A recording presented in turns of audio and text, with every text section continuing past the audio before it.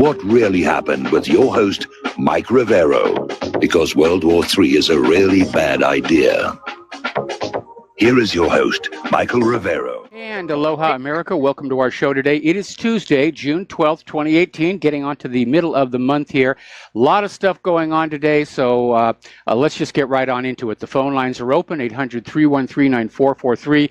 Mike is in our control room, ready to answer the phones, put you on the air with your comments and questions. Obviously, the big news of today is that Donald Trump and Kim Jong-un had their little summit meeting. There was a morning breakfast, then a break, and then a main meeting. And they've signed this document, which they showed off the signatures and everything over there in Singapore.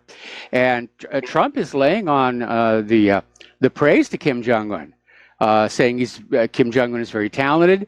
We've developed a very special bond, and basically said it worked out better than anybody could have hoped. Maybe. But let's not put the bunting up just yet, because all these two leaders did is trade promises. This little document they've signed is not a formal treaty, so it doesn't really carry the weight of law. It outlines a plan to be implemented somewhere down the road. Now, it's being reported there were basically 4 items on the document.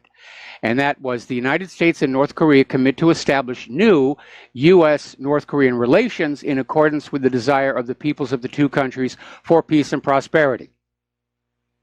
Sounds kind of boilerplate to me. Item number 2, the United States and North Korea will join their efforts to build a lasting and stable peace regime on the Korean Peninsula. Also rather boilerplate. And South Korea obviously would be part of that. Item number 3 is where it comes to the meat. Reaffirming the April 27th, 2019 Panmunjom Declaration, North Korea commits to work toward complete denuclearization of the Korean Peninsula. And then finally, item number 4, the United States and North Korea commit to recovering POW MIA remains, including the immediate repatriation of those already identified. Now, those sound really good, but critics are already pointing out that the denuclearization is being handled as a process. North Korea commits to work toward complete denuclearization. It's not going to be immediate. There's no timetable on it. And it's entirely possible this is supposed to be worked out in subsequent meetings between high-level officials.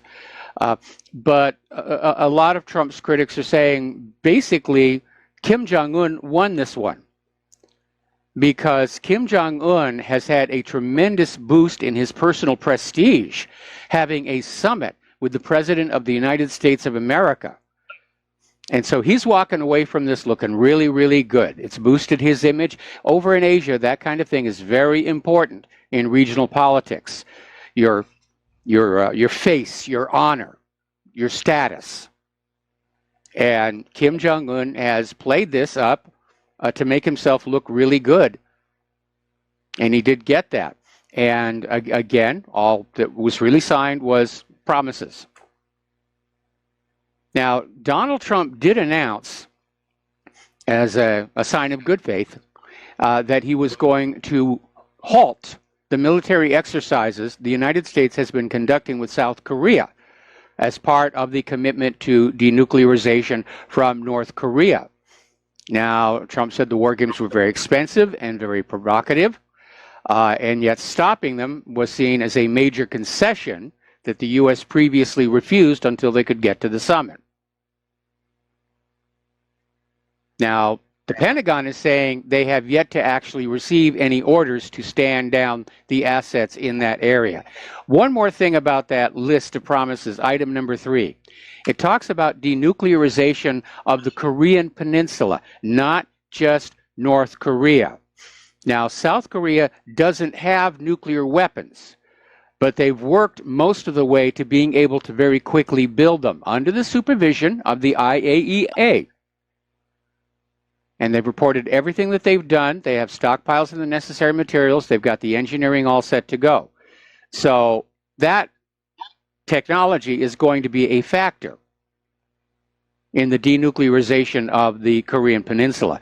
Now, during the Cold War, the United States kept nuclear weapons in South Korea, but bit by bit during the George W. Bush administration and Obama, these weapons were pulled back home in response to certain treaties regarding short-range nuclear-tipped missiles. So as of right now, officially, the United States does not have any nuclear weapons inside South Korea.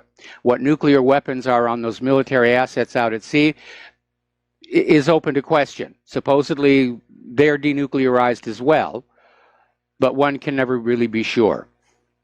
But definitely, South Korea's nuclear technology will be an issue. So we're a long way away from this being a done deal, but at the moment, it puts the possibility of a military attack against North Korea on the back burner and allows the U.S. government to shift its focus back over to Syria and Iran. And I'm sure people like Lindsey Graham, they're out there saying, darn, darn, darn, darn, I wanted this war going now. Or Josh Bolton. We're going to do a shout out now to our honor affiliates who are just now rejoining our network here. Apparently, Donald Trump invited Kim Jong-un to visit the White House, and Kim Jong-un has accepted. And apparently, going on down to Singapore, really was kind of revelatory for Kim Jong-un. And part of this talk about economic development is that Kim Jong-un wants to move away from the hard Marxism and start doing what Singapore is doing, because it's certainly working in Singapore. If you've ever seen it, it's a gorgeous place. Gorgeous, gorgeous place. Now, CNN is not doing well in the ratings. In fact, more people are watching Nickelodeon than watch CNN, and part of the reason is their behavior. So CNN's Jim Acosta was over there in Singapore, and he was just shouting questions at Donald Trump and Kim Jong-un at very inappropriate moments. Wasn't a press conference. In fact, he was shouting during the actual signing of the document, which is a formal occasion that is not supposed to be interrupted. And if you see the video of that going on when Jim Acosta is shouting, Trump is just ignoring him. But the last word I'm hearing is that the White House is basically asking for CNN to revoke Jim Acosta's press credentials, or they're going to revoke his White House press credentials, because he basically, at what should have been an extraordinary historic moment, if for no other reason than the meeting between the President of the United States and the President of North Korea, for Jim to just behave like that. And apparently there was, all over Twitter, they were just on his case for his childish behavior. All right, so let's get on over to the war zones here, because there's plenty of war to keep people like Lindsey Graham and Josh Bolton happy. Syria is getting ready to launch a major offensive into the southwest towards the Israel contact line. This is the line that Israel drew across the Golan when they stole it from Syria. And I don't think Syria is going to cross it, but they want to clean the rebels out of that southwest area. Now, as of right now in Syria, the remnants of ISIS and Al-Qaeda are all in the areas controlled by the U.S. Syria has gotten rid of them in Syrian territory, and now they want to finish this up. And Syria has sent a message to the United States: we are coming into these areas to go after the rebels. Please do not oppose us. And so it's going to be very, very tense. And it may turn out to be a very rapid operation. And it might be that Russian and Syrian staff officers are already planning a classical Soviet deep operation offensive to just overwhelm and break up the enemy.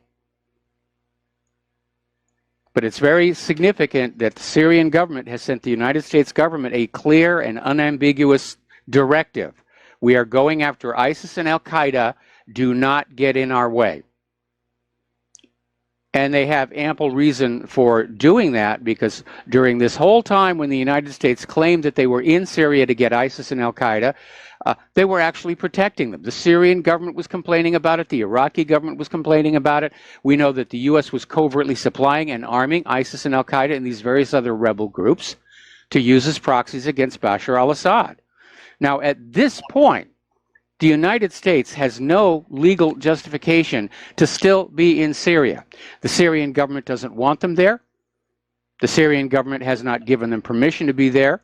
There's been no declaration of war between the United States and Syria, and there's no United Nations Security Council resolution authorizing it.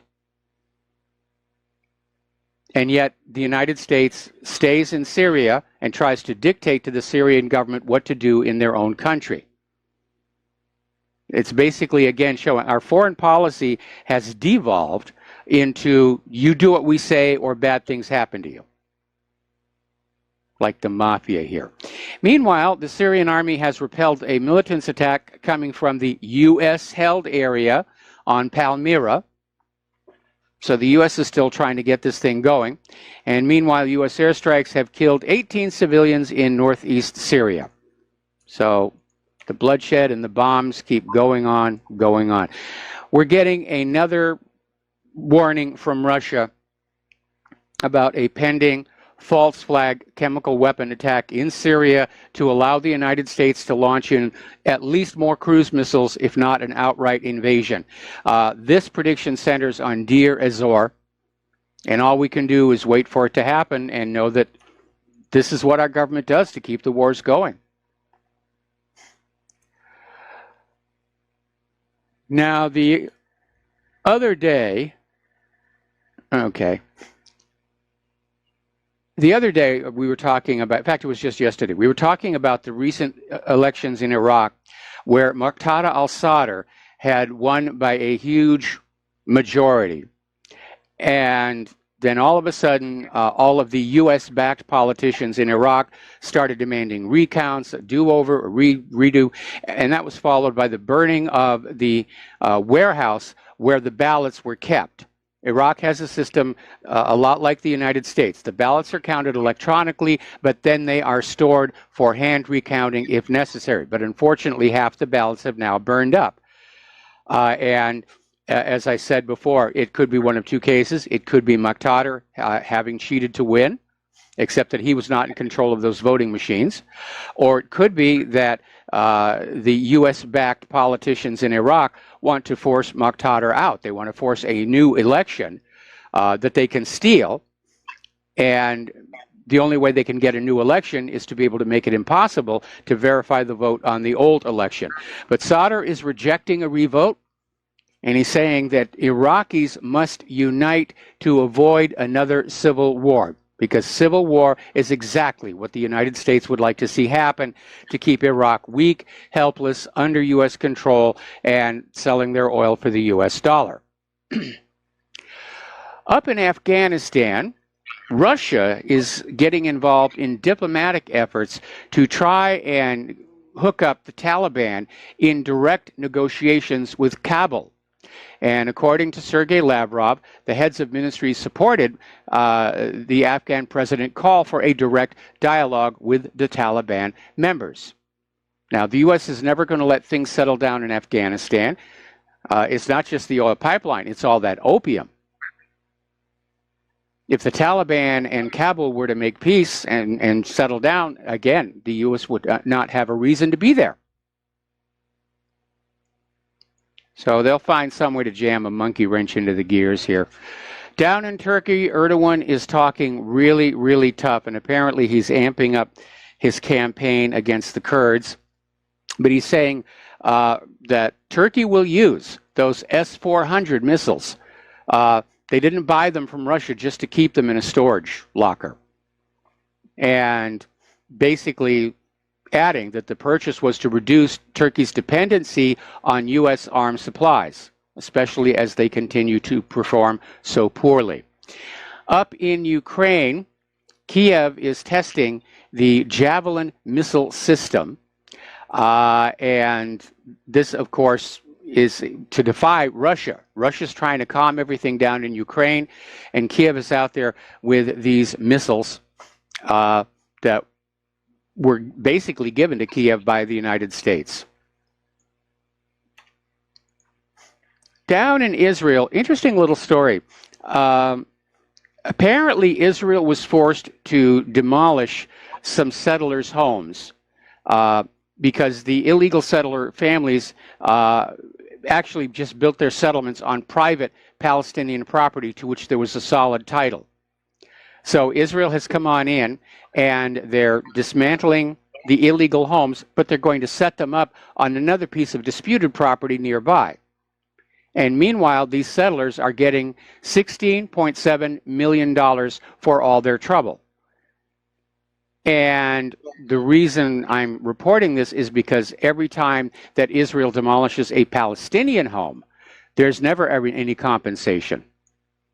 And in those cases, Israel doesn't rebuild the homes in a new location.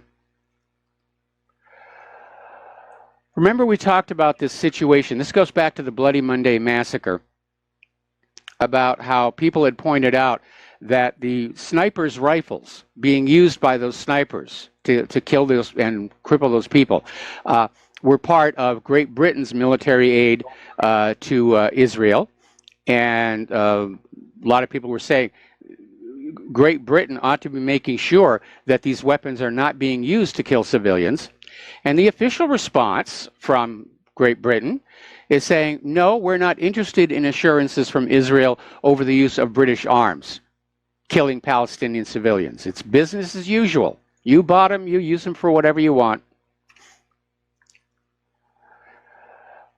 We reported on this story the end of last week, but it's definitely moving forward. Israeli authorities have been caught on video excavating portions of the historic Bab al-Rama cemetery next to Al-Aqsa Mosque in occupied East Jerusalem.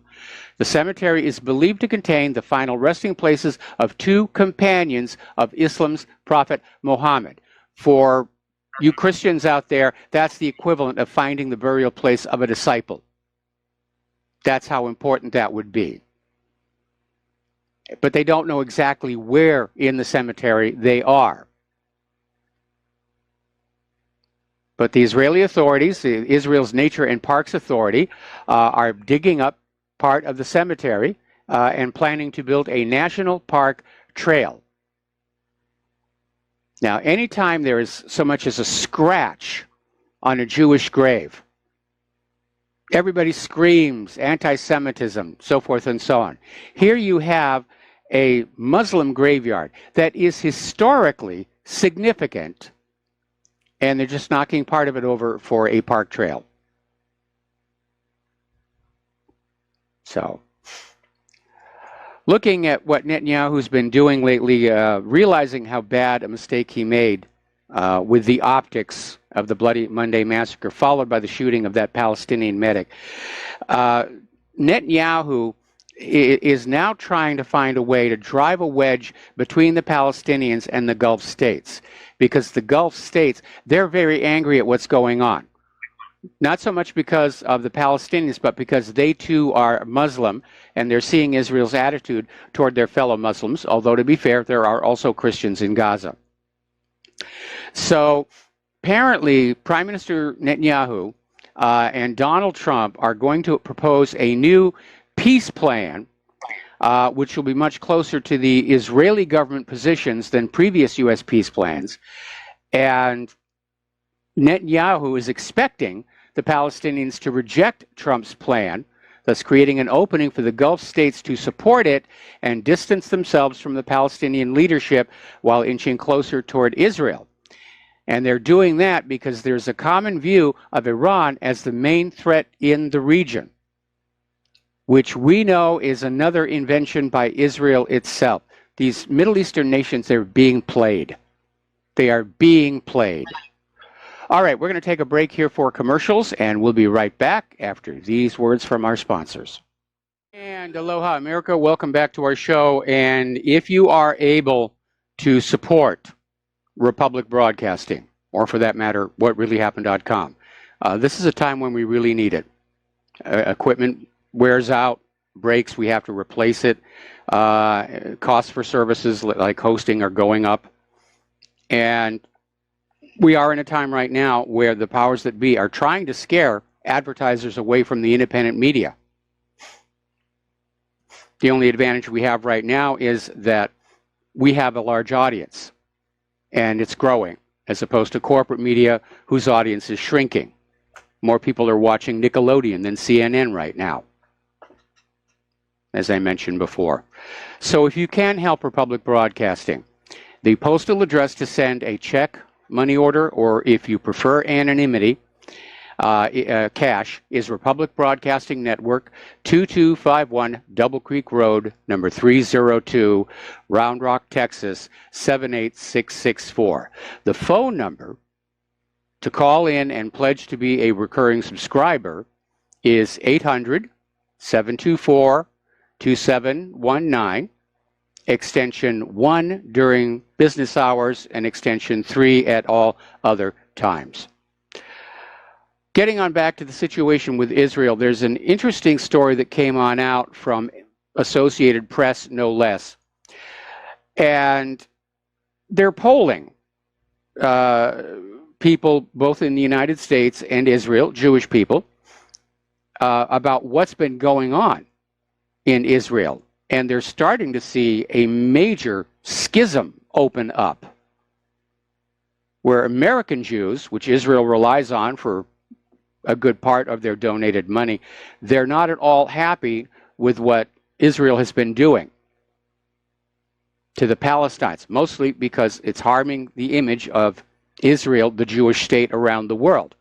And American Jews are concerned. It's reflecting badly on them. So apparently, a survey of the American Jewish Committee showed 77% of Israelis approved of the president's handling of U.S.-Israel relations, while only 34% of American Jews do.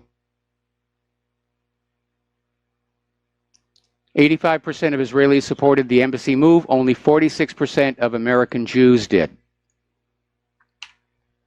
So there's a schism opening up there. Okay. Over in Nicaragua, things are really getting bad. It's basically for 2 months, there is an uprising trying to oust President Daniel Ortega. And it's hard to tell if this is a genuine organic revolution or another one of these staged coups d'etats by the United States government. But a lot of people are concerned because Ortega hasn't really issued any statements for 5 days. And they're wondering if something has already happened to him. Speaking of silence, apparently Crown Prince Mohammed bin Salman is in fact alive and well. He's been reportedly seen at least once. So it may be that he was grievously injured during the attempted coup, but he did survive, and now he's on his way back here. China is still very angry over the United States opening this $256 million de facto embassy in Taiwan. And it's called the American Institute of Taiwan, but it serves all the functions of an embassy. And China is saying that this is putting a strain on Chinese-American relations because, again, China sees Taiwan as part of their entire country, and the United States is starting to make noises like it supports Taiwan's view that it is, in fact, an independent republic, which is kind of hypocritical when you remember how the U.S. insisted that Crimea had to stay part of Ukraine to respect its territorial integrity. Have you noticed how the United States' respect for territorial integrity sort of comes and goes on an ad hoc basis? We need territorial integrity here, but yeah, we're going to whack off pieces of Syria, give them to the Kurds, give them to Israel. So at a time when we're already dealing with a trade war with China, I think goading them this way, along with escalating the tensions in the South China Sea. You know, I'm glad that Trump and Kim Jong-un pulled back a little bit. We don't know if it's permanent. But there are so many places where flashpoints exist, and so many people in governments around the world, like Lindsey Graham and Josh Bolton, who just think war is really cool. And most of these war hawks have never been in a war themselves. They've never been a ground pounder. They had privileged lives. They were in the rear echelons if they served at all. But now they want to be fearless and warlike and mean with other people's children and money. We got to take another break for commercials. We will be right back. Aloha, America. Welcome back to our show here. We're going to take a phone call from Jim in Chicago. Aloha, Jim. Welcome to the show. What's on your mind? Regarding the summit yesterday or this morning, there were two winners. The first winner was Kim. He was able to meet with a sitting American president, and he showed the world that he's very personable, he's friendly, and he's open-minded. Yes. Now, the second winner is Dennis Rodman. This is something that he's been working on for the past 5 years. He asked Obama to do it, but Obama sort of brushed them off, and he knows Trump and he knows Kim. So Dennis Rodman is a person that people really need to thank also. Yes, I agree. So that's basically it, Michael. You take care. All right, thanks an awful lot. Yeah, and Dennis, of course, has no official capacity in any of this, so he's got to be careful that he doesn't actually violate the Logan Act. But yeah, he was definitely a facilitator in all this, and I hope Donald Trump will remember that.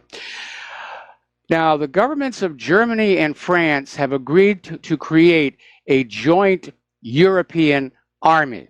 Presumably, the other member states of the EU will come in as well. But people are pointing at this and saying this may be the beginning of the end of NATO, which a lot of people see as a redundant relic of an Atlanticist past.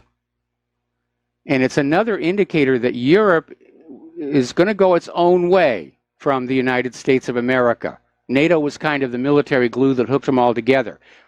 That may not be true anymore. Military experts are warning that U.S. drone strike policy may backfire because the more the United States shoots these drones into other people's countries and kills people or bombs things, the more and more these other countries are acquiring the remnants of drones that are brought down, like the way Iran brought down that surveillance drone. And they can copy it and make their own, which Iran has done. And a lot of people are very concerned because ever since the United States started doing drone strikes, it was always with the attitude of, well, we can do them to the rest of the world and they can't touch us. But those days are not going to last forever. And if we're not careful about reestablishing peace and diplomacy, we could see drones coming across our border to attack key individuals. Wouldn't even have to be from a nation state. The drug cartels have the money to build these kind of devices, send them over the border, target key people. It's always the danger when you come up with a new whiz-bang weapon. It's only a matter of time before it gets into the hands of people who do not like you. I mean, look how hard they tried to protect the secret of the atomic bomb. And the Soviet Union still got it. Story coming out of Blacklisted News here. And basically, the U.S. Army is planning to deploy autonomous killer robots on the battlefield by 2028. Boy, what could possibly go wrong, right? I mean, given the high quality performance of the military's other toys. So I have a real issue with this. And a lot of it has to do with the existing problems with computer vision recognition systems, whether it's the iPhone 10 or the self-driving cars that miss certain things. These autonomous killer robots could very easily kill the wrong target or even a non-target, a civilian. I think it's just another, we need a lot of money for some whiz-bang high-tech project that is going to wind up being another boondoggle like the F-35. Speaking of the F-35, over in Great Britain, they've already acquired 4 of the F-35s they're buying. And somebody pointed out they're parked at the edge of the airfield surrounded by a 5-foot picket fence that is apparently all the security they have around these multi-million-dollar aircraft, which include lots of top secret and classified technology here. So let's turn to the domestic politics here. There's a lot of stuff going on that is not being covered because of the corporate media's obsession with Kim Jong-un and Donald Trump. And I agree, it was historic. I'm just not ready to say this is a done deal, both because of Kim Jong-un's awareness of the U.S. government's past history of not keeping their word on certain things. People are still talking about this growing scandal over the FBI spying on the Trump campaign and later the Trump transition. And the FBI is out there basically trying to say, oh, we're out there to catch Russians. And we were there to help Trump. We're there to take care of him. And both of those excuses have now been completely discredited. First of all, there were no Russians to catch. In fact, a lot of these agents that were infiltrating the Trump campaign were trying to entrap some of the Trump campaign workers into meetings with Russian assets. They were trying to manufacture this Russian collusion out of thin air, and it didn't work. And as Donald Trump himself said, if the FBI were really doing all of this skullduggery to help Donald Trump steer clear of Russians, why didn't the FBI tell Trump?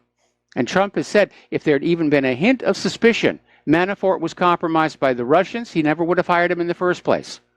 So the FBI's story is completely falling apart. This is Watergate version 2. And I don't think it stops just with the FBI. We know it involves the Department of Justice and probably CIA and NSA as well. In fact, we're finding out now, apparently, the Department of Justice is having to surrender more of their documents about what was going on. And remember that infamous meeting between Bill Clinton and Loretta Lynch? Apparently, when word of that leaked out that it had happened, it got out into the public, that caused a minor panic at the Department of Justice. So whatever was really being talked about was some heavy-duty stuff. Over at Judicial Watch, Tom Fitton has won a small victory. They were in court last Saturday, and the court has ordered the Department of Justice to provide more info on the search for Obama Department of Justice Podesta Clinton campaign collusion docs uncovered originally by WikiLeaks. As usual, the Department of Justice is stonewalling or saying not responsive. They're just handing out a few pieces at a time, trying to look like they're in compliance, but they're not. It's just screams of cover-up all over it. Now, Manafort is arguing before the court system that the indictments against him ought to be dropped for the simple reason that they involve allegations of criminality totally unconnected to the Trump campaign or Russia. And he said Attorney General Sessions and Rod Rosenstein and Robert Mueller have gone way off the original mission of the special counsel, the Trump-Russia collusion. And now they're on a fishing expedition. And apparently, Manafort has found some very sympathetic judges along the way. There was one last May that said, yeah, we dare not let a special counsel have that much unfettered power. And now we're hearing from Lou Dobbs that Judge Ellis may still side with Paul Manafort in his case against special counsel Robert Mueller and the Department of Justice. Now, it's moving along slowly, but it is moving. Down at Freedom Watch, Larry Klayman is filing a lawsuit against Hillary Clinton for wrongful deaths at Benghazi. Now, I'm not sure how he has come by legal standing to sue. Maybe he's got some of the family members of those Americans who were killed there to come on board and say, we're going to sue for wrongful death, civil damages here. And they have a strong case because the Americans who were at that consulate in Benghazi had requested increased security because of the hostility of the Libyan people toward the United States. And Hillary Clinton's State Department said no. Now, there may be some kind of a claim of executive immunity for Hillary Clinton, but it's going to drag this scandal back out into the light one more time, and I think it needs to be. People need to be reminded of just what our top politicians are really capable of, and it is not pretty. Meanwhile, there's yet another scandal emerging from the Clinton campaign involving the state-level Democratic parties were basically in a scheme to funnel as much as $84 million to Hillary Clinton's 2016 presidential campaign. Now, Dan Backer, an attorney based in Virginia, excuse me, has filed a lawsuit saying that this plan was put in place to circumvent campaign contribution limits set by the federal government. So instead of donating directly to the Hillary Clinton campaign, they would break it up and donate to the Democratic state-level parties, who then knew they had instructions to basically send it all onto the Hillary Clinton campaign. It was a campaign finance violation. And apparently it's up to 40 states now. Nevada's the most recent one that got involved. All this corruption, and nobody gets arrested, nobody goes to jail. The corporate media ignores it. Even worse, they point to anybody who's talking about it, about, oh, you're a conspiracy theorist. You know, it's just a nothing burger. You shouldn't be looking at that. That's what sporting events are for. You're supposed to be looking at baseball games and football games and basketball games and not think about how the government's running the country, because really that's way above your pay grade here. Out in California, Governor Brown has finally reached a $200 billion with a B budget deal. And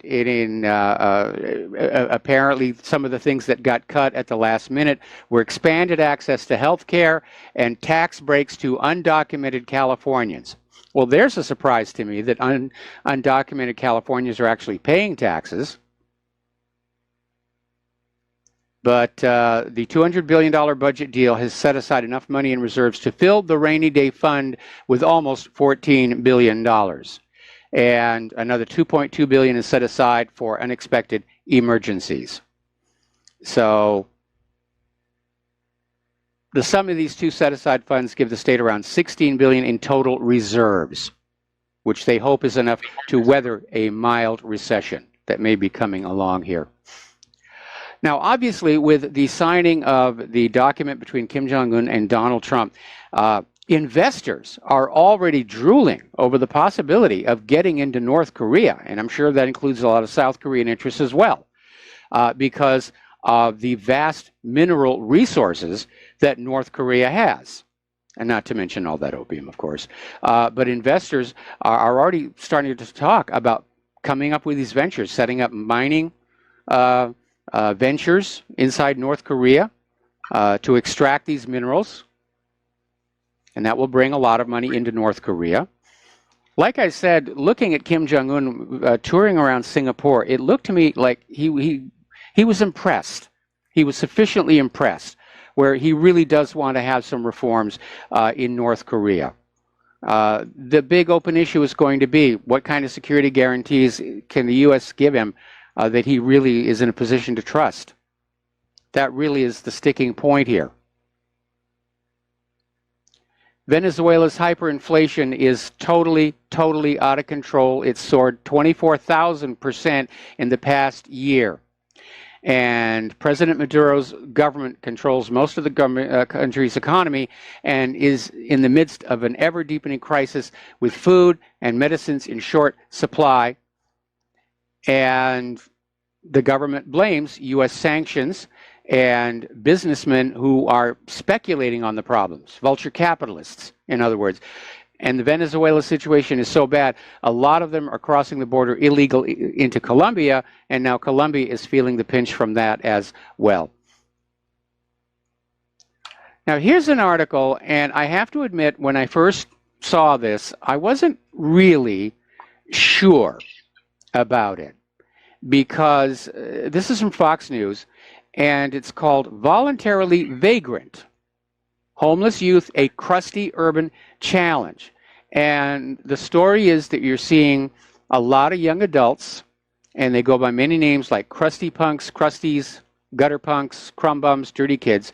And it's young adults who they're claiming have chosen a homeless urban lifestyle. And I have a hard time with that one. I don't think anybody really wants to be homeless. It's a very dangerous environment out there, sleeping on the streets.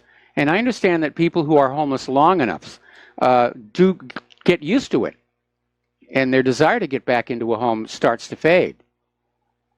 But for somebody to simply say, oh, I'm going to be voluntarily homeless, I think there's something else going on here that's not being talked about.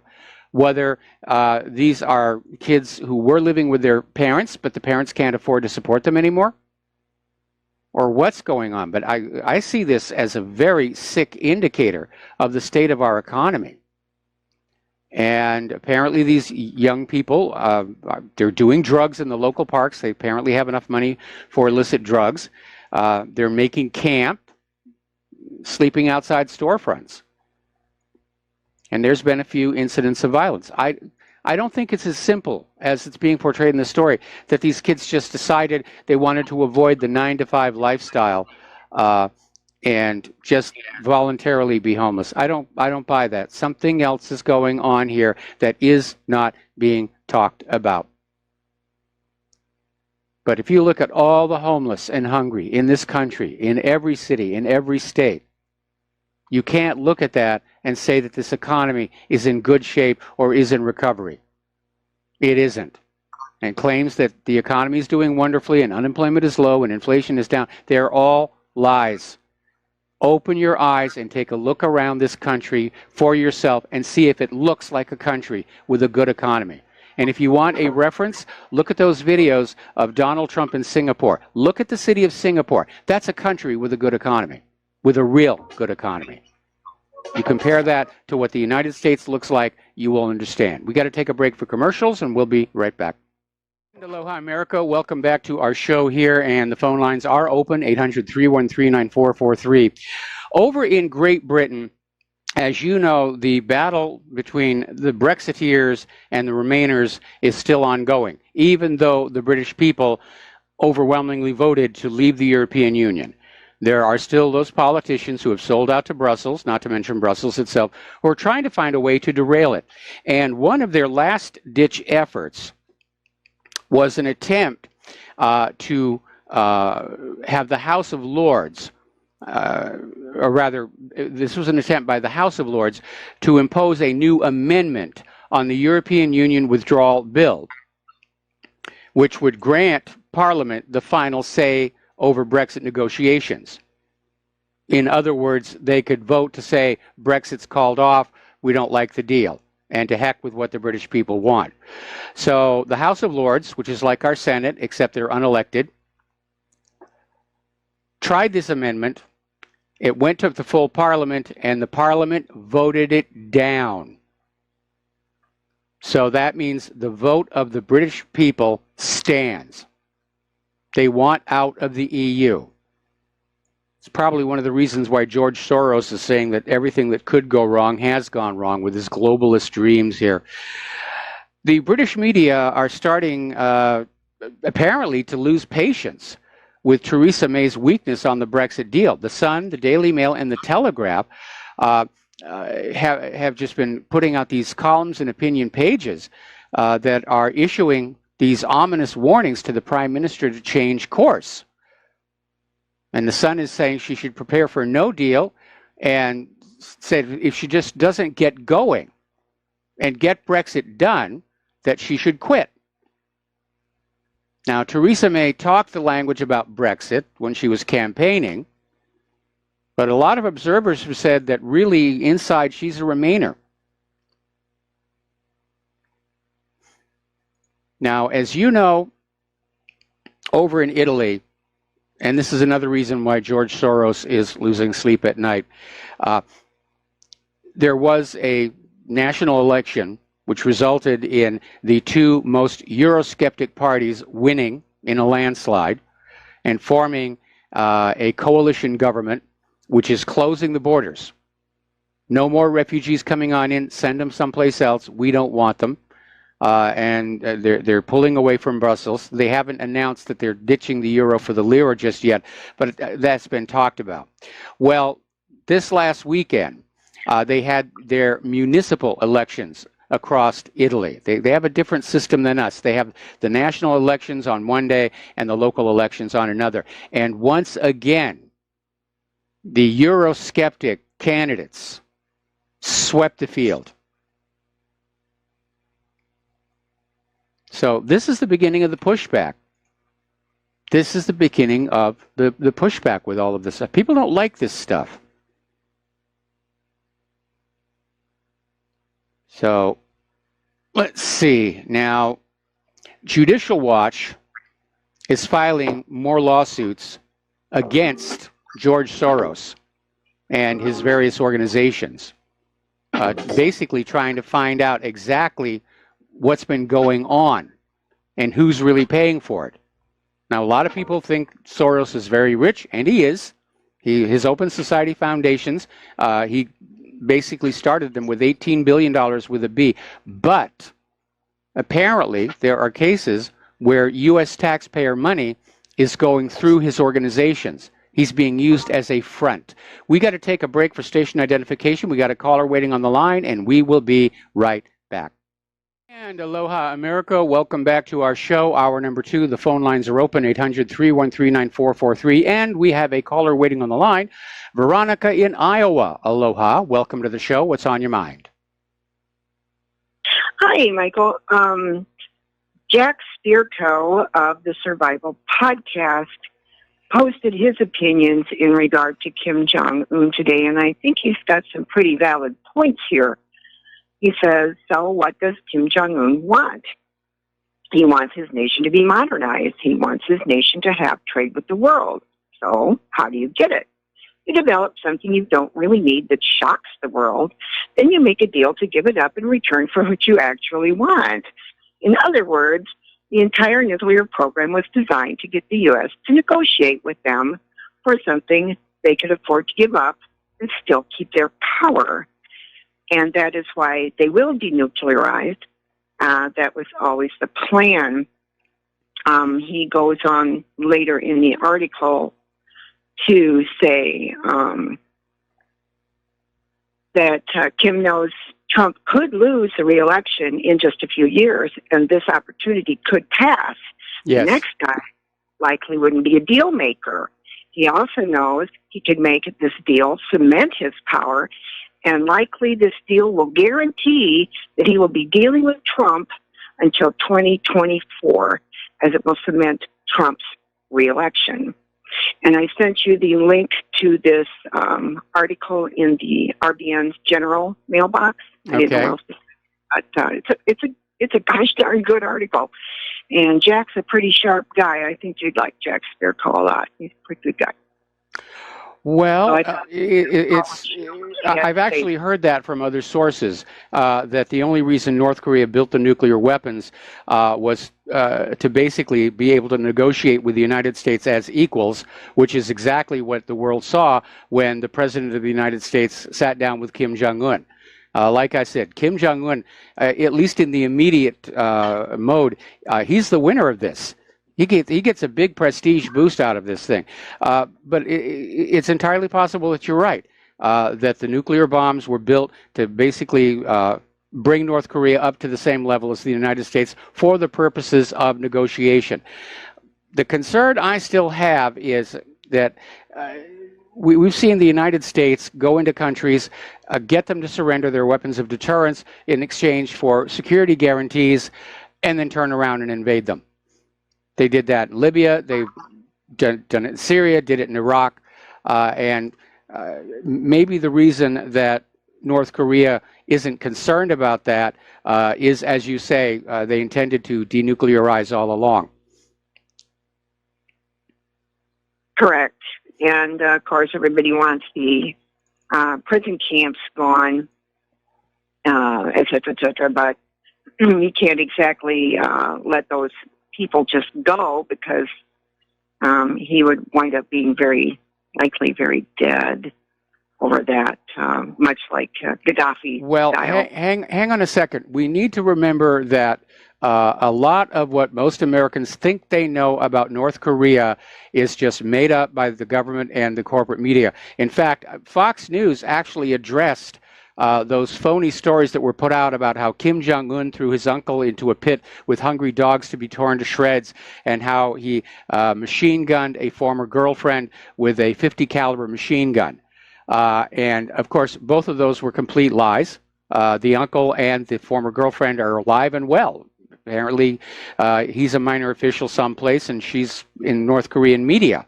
And that was something that Dennis Rodman brought back. Okay, so we don't know about the prison camps. We don't know how real that is, or if that's just more of this made up, we got to get you to hate the designated enemy propaganda. Because right now, the bovine excrement is pouring out of Washington, D.C. and the corporate media so much, it's giving the Hawaii volcano a run for its money. That was a good one. It was excellent. And you're right. I mean, if you go back and trace back all of the false flag excrement that this country has pumped and at us, and the people just gullibly scoop it up. Well, not anymore. Their fists in the air and go, USA, USA, war, USA. I just shake my head, and then they go back to their football game. So that's kind of where we're at with the American people. It's embarrassing. It really is. It's embarrassing how little people know today. Well, that's by design. That's what the corporate media and the education system is intended to do, is to make you believe that you know what's going on without letting you know what's going on, to make you believe that you have a fine education when you're not really educated all that well. And those are hallmarks of any government that's on its way down to dictatorship. They don't want people who are knowledgeable and able to think and analyze and reason things out logically. They want obedient drones, is what they want. And those are indoctrination camps. Those aren't educational systems. Well, what's the difference? They're none. They're nothing but indoctrination camps that teach you what they want you to be programmed with. Yes. And we see that with the millennial generation, which again is just a whole other story in itself. Their plan is working well, and that's too bad. And thanks to people like you, the truth does get out there, and people do become awake. And like I say, my daughter is the teacher that was the diehard leftist, liberal, tree-hugging, anti-gun person, and has made a complete turnaround there. And hooray! There's hope. So she had to have her head held down in the swamp for quite a while to wake up, though. And one of the bigger things that got her was one of her 7th grade students came to her and said, my grandma said it's about time for me to start having babies. And I'd kind of like to finish high school and maybe go to college. What should I do? I mean, they're just, creating this cycle of welfare and keeping people dumbed down and uneducated, and we're in a sad state of affairs. Keep them consuming, keep them working away, powering the economy, except the economy itself is breaking down. We don't have enough jobs for the people who are out here. I know the government is claiming otherwise. Oh, we don't have enough workers for the new jobs we've created. There are plenty of workers out there. Haven't been able to find work for months and years. Anyway, Veronica, anything else? Thank you. No, I wanted to comment that you're very, very right. Everybody's foaming at the mouth to get the natural resources out of North Korea. They're just clawing over the top of each other to be first in. So yes. Thank you so much for everything you do, and keep up the good work. I will, just as long as I can. Thank you very much for the phone call. All right, the phone lines are empty. We're going to do a shout out to our on-air affiliates who are just now rejoining our network. And I got an interesting little email from somebody responding to the voluntary homeless. And to paraphrase it, this reader is saying that this is the start of a desensitization campaign to convince you all that when you see a homeless person that they want to be that way and they're not deserving of any help or assistance upward. That might actually be the case because the homelessness has become such a visible problem all across the country. It is a constant reminder of a failed economy and a government just laced with corruption and mismanagement. And it's a little bit out there, but then think of some of the other really out there propaganda the U.S. government has come on out with. You know, oh, don't feel sorry for those homeless people. They want to be homeless. No, nobody wants to be homeless. We have an instinct toward shelter. All right, we were talking about Judicial Watch. They're filing lawsuits against Soros organizations and against the State Department and the U.S. Agency for International Development. And they're suing because, as usual, they refused to respond to a Freedom of Information Act request. And the lawsuits are basically part of Judicial Watch investigating Soros meddling in Romania and Colombia. He's tinkering all over the world, and it's rather amazing to see the corporate media get all huffy about, oh, Russia's meddling with our internal affairs, and then all of a sudden you realize that not only the U.S. government, but George Soros is constantly, always meddling in other countries' internal affairs here. There was this candidate down in Mexico, politician, Fernando Pirón, and he just finished a debate, and he's running on a platform of cracking down on crime. And he was outside, and he was approached by a woman who had a selfie stick, who asked him to take a photo with her. And he posed with her, and this guy runs up behind, shoots him in the head, kills him. Now, I put the actual security video up at whatreallyhappened.com, and I didn't do it for the shock value. But if you look at the woman with the selfie stick, she just calmly, deliberately walks away as soon as the gun has been fired. Obviously part of the hit team. So be very careful of strange women coming up to you with selfie sticks.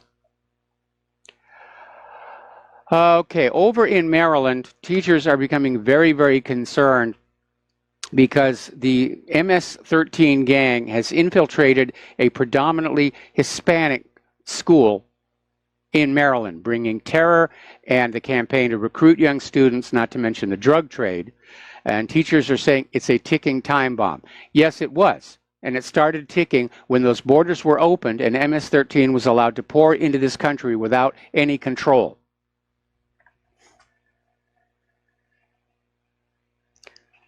There was another video we put up at whatreallyhappened.com, and it's basically about a former liberal, young man, former liberal, and why he decided he had to be conservative. And I understand what he's going through. You reach a point where you just can't deal with the outcome of all these liberal policies, like open borders. Because you begin to understand that although liberals can make their ideas sound really wonderful at the outset, they hardly ever work out. In part because liberals don't like to think all the way through, and they reject anything that says this idea is not going to work, but more importantly, because liberalism itself is based on an intellectual fraud. The idea that you can change what's inside a person's head by changing the environment, by putting up new restroom signs or making them dress in funny clothes. It doesn't really work that way, but that's the entire foundation of the liberal political philosophy of tinkering with every single aspect of your life. So the school teachers, getting on back to this school, this is William Wirt Middle School in Riverdale, and apparently it's become a battleground after the gang established its presence at the school. So there's fighting, drug dealing, graffiti, and there's 2 or 3 fights a day. And estimates are there are already a dozen members of MS-13 inside that school. And that is a major, major problem.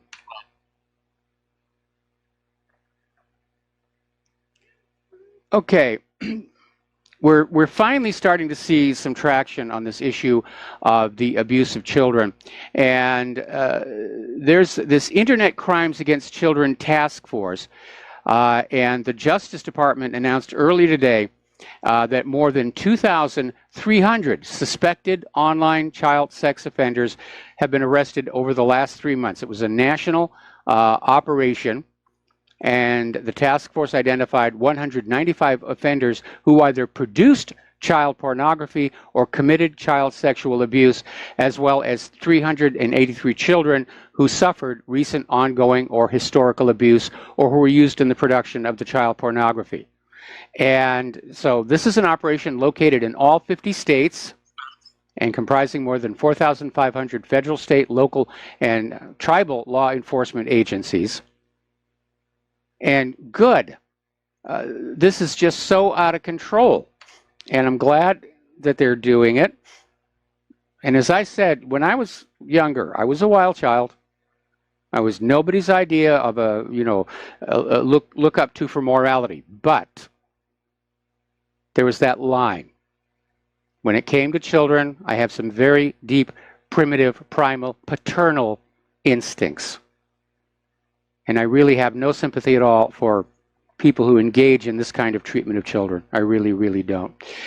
Well, there's been a little bit of a happy ending for Johnny Edward Tallbear of Oklahoma City. He spent the last 26 years behind bars on a first-degree murder conviction.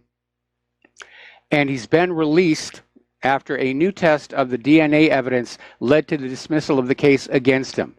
Tallbear is now 61. Unfortunately, he's lost his best years. And he had his shackles removed from his wrists and ankles in court, and he just was allowed to walk out the building on his own. He said the first thing he was going to do is get a decent meal, which tells you what the meals are like inside prison. And Tallbear was saying that he's been saying for more than 2 decades that he had nothing to do with this horrible crime. And fortunately, the DNA evidence produced it. Now, Oklahoma County District Attorney David Prater confirmed the case was dismissed based on the DNA evidence that wasn't available at the time of the trial, which went against all the other evidence that led to Tallbear's conviction in 1992. Now, this is the result of this, the Innocence Project, which works to identify wrongfully convicted and imprisoned prisoners and works to get them a new trial and new test, because it is a sad reality that a lot of innocent people are put in prison by ambitious prosecutors or crooked judges. And I remember that case a few years ago where this judge was sending these juveniles to this prison factory because he was getting a kickback on that. So the Innocence Project is doing really, really good work, and I'm glad they got this guy out. I hope there's going to be some kind of financial compensation for his lost years, because he's 61. It's not like he's going to be able to find a job. He needs something to live on here. Okay, we're going to take a phone call here. Mike in Virginia. Aloha. Welcome to the show. What's on your mind? Hey, I just thought I'd say something about the economy. Yes. And, I can't believe how I keep hearing it from Trump to a certain extent. The mainstream media how we got more jobs, than people last war.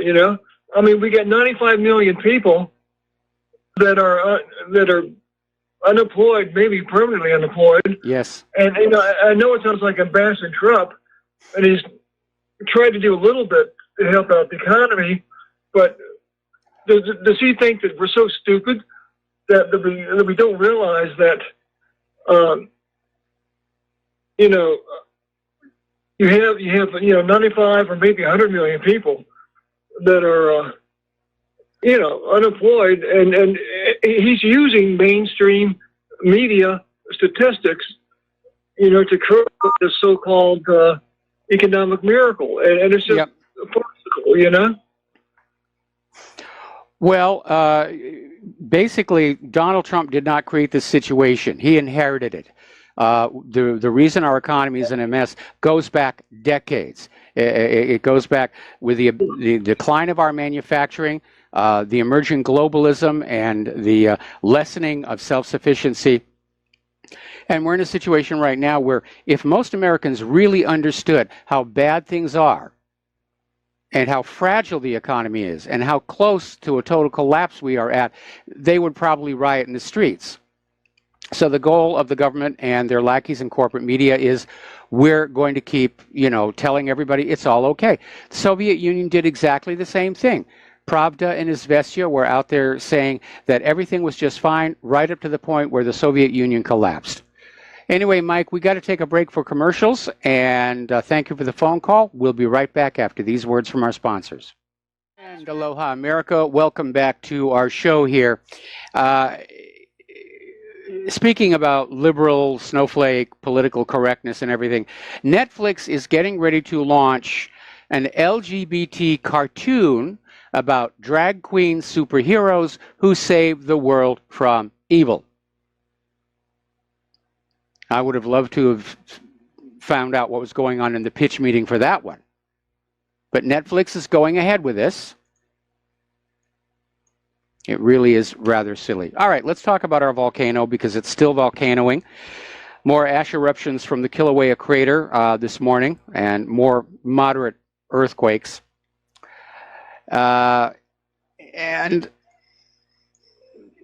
the volcano is kind of settled down, if you will, in that there seems to be just one main lava flow. The other fissures have sort of stopped.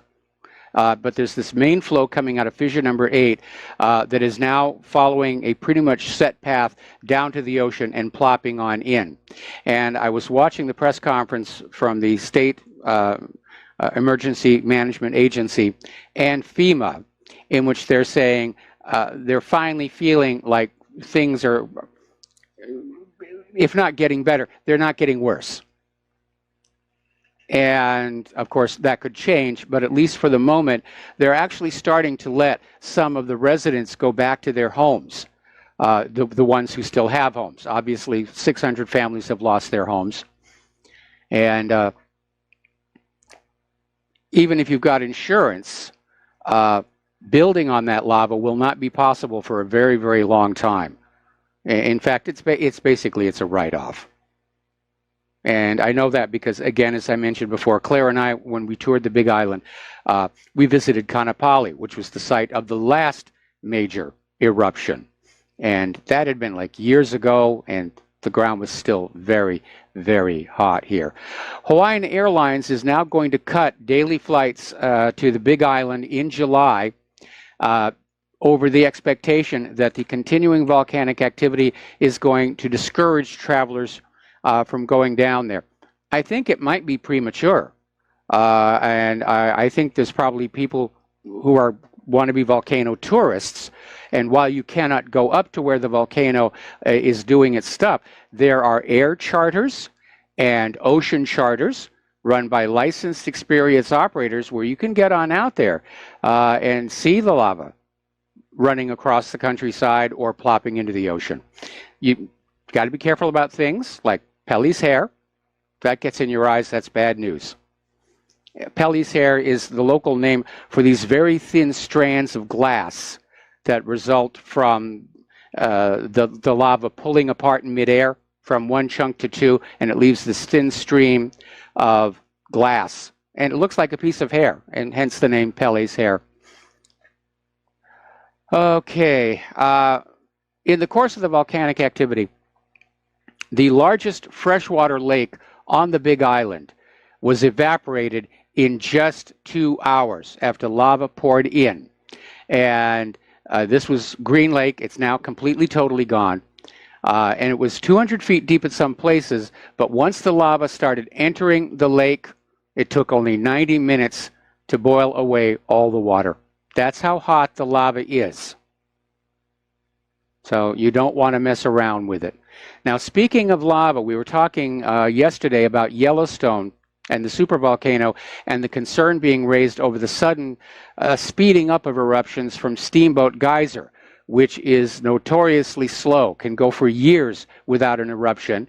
And it's had 8 over the past couple of months. They just had their 9th. So people are definitely very, very concerned about that. All right, so now it's time to talk about human-caused global warming. And I know it's a little early in the show, but we'll get through here. If you are in Missoula, the National Weather Service has issued a frost advisory from, well, they issued it this morning from 2 a.m. to 9 a.m. And locations include Libby, Bull Lake, Eureka, Whitefish, Flathead Valley, and so forth and so on. So gosh darn that human-caused global warming. This is June 12th. There's snow in the Pacific Northwest. There's new snow in Montana. There's now frost warnings in Montana. And this is going to be a real problem for the already overstrained agricultural industry. The growing seasons are getting shorter. The snows arrive earlier. The spring thaw arrives later. All that screaming back there in 2000 about, oh, the world is roasting, it's warming, it's all your fault. Well, it's just more lies. It's a scam. It's just a scam to get your money, get your obedience. Okay, we're coming up here on another commercial break, and we'll be right back with more news after these few words. Stay tuned. And aloha, America. Welcome back to our show here. And getting into the world of computers, there's a lot going on, not just computers, but social media. It turns out that Facebook, Amazon, Google, and Twitter are all working with the Southern Poverty Law Center, which is an ultra-left-wing organization. They're constantly attacking conservative organizations. They've basically demonized my website. And so all of these social media are allowing this clearly biased organization to help direct what is good news and what is bad news. And apparently the social media is now hiring specialists to ferret out sites for censorship.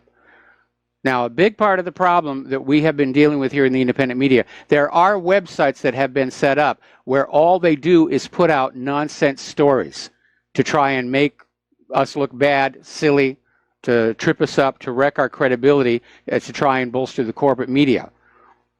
And something tells me that these deliberate fake news sites are not what they're talking about when they're calling out to censor certain sites. They want to get rid of the truth movement. They want to get rid of the 9/11 truthers. They want to get rid of the anti-vaxxers. They want to get rid of critics of Israel. They want to get rid of anybody who doubts the health and safety of GMO foods. It's all about protecting politics, protecting money, protecting privilege, protecting the existing order. And we're seeing a virtual civil war start to come on out on the internet between the truth and the propaganda. And we can't lose that one, folks. We really, really can't. Now, yesterday we were talking about how Amazon was being chastised because some of their little desktop speaker units were being made at this Chinese factory with like 100-hour work weeks, almost no pay, and really horrible, horrible conditions. Well, Amazon does not own that factory. They merely contract with it. It's owned by a company called Foxconn. And because of the high visibility of what we reported on, and it went around the world, Foxconn is saying that they will investigate the factory that makes these Amazon devices, which doesn't necessarily mean that things will really change, but they're going to go through the motions. Over in Germany, Amazon is being criticized for destroying returned and good as new products in Germany instead of responsibly repurposing much needed resources.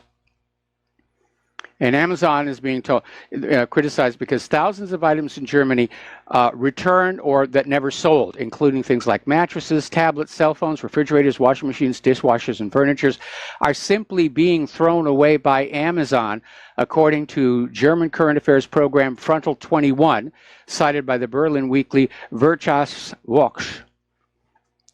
And according to this TV report, Amazon employees described destroying tens of thousands of euros worth of retail items every day, while other workers noted that not only unsaleable products, but many in as new or brand new condition were disposed of with little effort to reuse. And Amazon is being accused of spectacular corporate irresponsibility, and I would agree with that. That if these items aren't being sold, find somebody who can use them, or at least recycle them. And you know what really bothers me are all these so-called environmentalists running around screaming about the dolphins in your plastic bags. They never look at this. They never look at how destructive of the environment is to dig up natural resources, usually from a freshly invaded country, pour them into a mold to make this year's must-have little fashion accessory. It gets worn or used for 6 months to a year to 2 years. Then it gets thrown in a landfill and the process starts all over again. Talk about waste and damage to the environment. And it kind of makes you, I mean, is Amazon really raking in so much money that they can just throw away all this merchandise? Or is the actual raw cost of the merchandise just not that high to begin with? Let's take a phone call. Kathleen in Texas, aloha. Welcome to the show. What's on your mind? Hi, Mike. Do you mind if I change the topic just for a moment? Go ahead. Dr. Jennifer Daniels, you may know, is a talk show host on RBN. Yes. And her show is on Sundays from 10 a.m. to 1 p.m. And she right now has been put on the she's in Panama, and she's been put on the terrorist watch list because she's always exposes Big Pharma. So Eric, the Freedom Screamer, who's also on RBN, he's on Laurie Anderson's show every evening at 9 p.m. Mm-hmm. And he said it would be better to write a letter to the Archbishop of Panama to get as many people as possible making, letting themselves be known to protect her from just being disappeared. So would it be possible for me to give that information, how somebody could write to the actual address? Yeah, go ahead and speak slowly while people get their pencils and papers out here, okay? Oh, thank you. Okay, the Archbishop of Panama, and then Roman Catholic Archdiocese,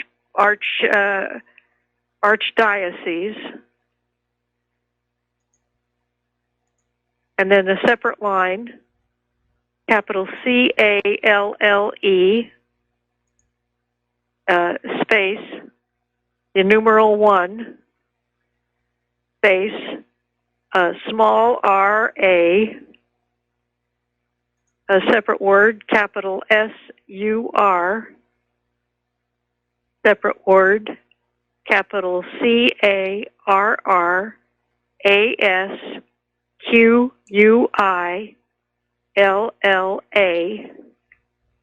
separate line, capital Y, separate space, capital VIA, and the last line is capital ESPANA, comma, capital AV, space, the numeral 1, space, and then capital SUR, comma, Panama. Okay, would you email that to me along with any other material about what's going on and with Dr. Daniels, and I'll post it at whatreallyhappened.com, and I presume it'll also be posted at RBN. Okay, I have a corded speakerphone, no internet, no TV, and I don't go out. So if it's okay, I could give you also the phone number and the email address. Of who? Of the Archbishop of Panama. Well, I don't think we need to harass him quite that much here. But would this information be available on Dr. Daniels' own webpage? I haven't. I just called. I'm in Texas. Yes. And I just called to get this information, and happily the local library are so nice, and they looked it up for me. All right. Well, I'll try and track it down from this end and get it up there because, yeah, we're seeing this concerted attack on anything that is a threat to the medical industrial complex, and it's not just you.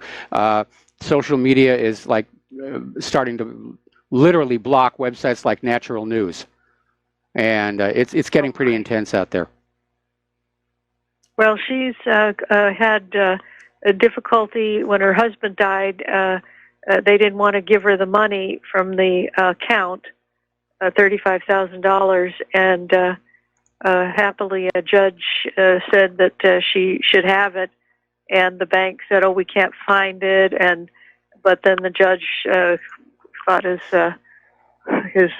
power was being threatened, and so they immediately found it, but she still can't access her money from the United States, and she went to Harvard and she went to Wharton School of Business, and she had a practice in New York, and she's just fantastic, and her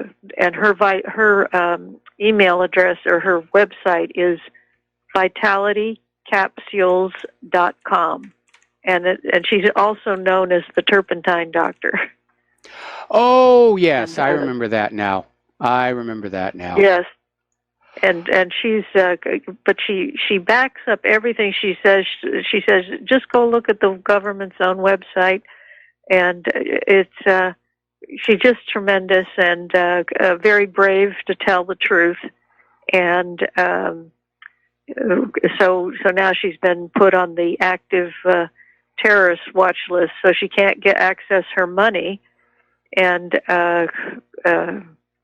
well, that's as much as I know. But she is hopeful, and this Eric, the Freedom Screamer, on 9 o'clock on Laurie Anderson's show, he said he believed that writing letters, flooding the office with letters to the Archbishop, because the Archbishop has a lot of power in Panama. Okay. So that's why. Do you want me to repeat that address? No.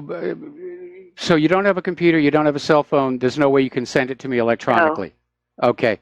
No, but maybe somebody does. Because I'm going to call John's show after yours and give him this same information. But okay. All right. Well, I'm looking at her website I'm looking at her website right now. I'm not seeing anything about what she's having to deal with right now, but yeah, yes, this sounds to me like John it could will certainly tell you. Yeah, okay. John had her on his show last week, and she explained the whole thing, and so you could access his archive on that show. I'm sure Mike can tell you what day it was. Okay. But would you like me to repeat it one more time? No, but you're going to repeat it on John Stedmiller's show anyway, right? Yes. Okay. I think everybody got it once. And thank you for the phone call, and thank you for the update. And I'm going to try and see if I can find some more information about what's going on down there. But we're seeing all of homeopathy or natural medicine, or call it do-it-yourself medicine. It's under attack. And the reason for that is simply that the medical industrial complex, they want your money. The other night I was watching TV and I saw all these commercials for all these pharmaceutical products, and they were saying this will help lower your TP-L5-QW factor. And it's like, I don't even know that I have that and why it needs to be lowered, but they're just making this stuff up to push product and push product and push product. Medical costs have now become a really significant part of the average American's budget. I think it's in like second place or third place, depending upon how healthy you are. Anyway, Kathleen, thank you very much for the phone call. Can I just tell you one more thing? Okay. If you can look up the Merck, the pharmaceutical company in the late 1800s, and their own pamphlet tells, all of the cures for everything were taking turpentine internally, but there is no money to be made.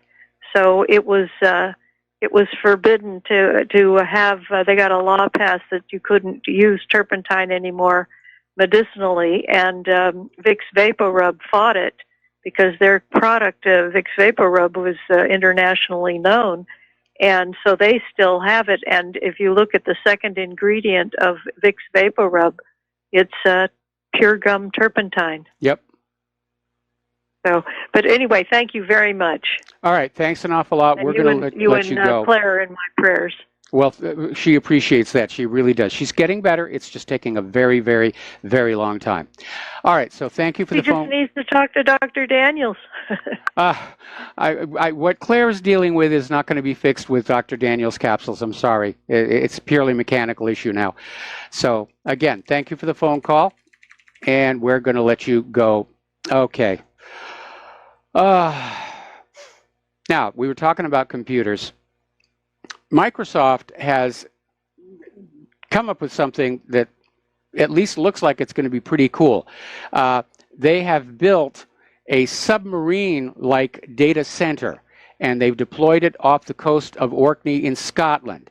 It houses hundreds of servers under the sea with the aim of boosting internet speed and improving environmental sustainability. Now, apparently, this hull is absolutely watertight. It is unattended by humans.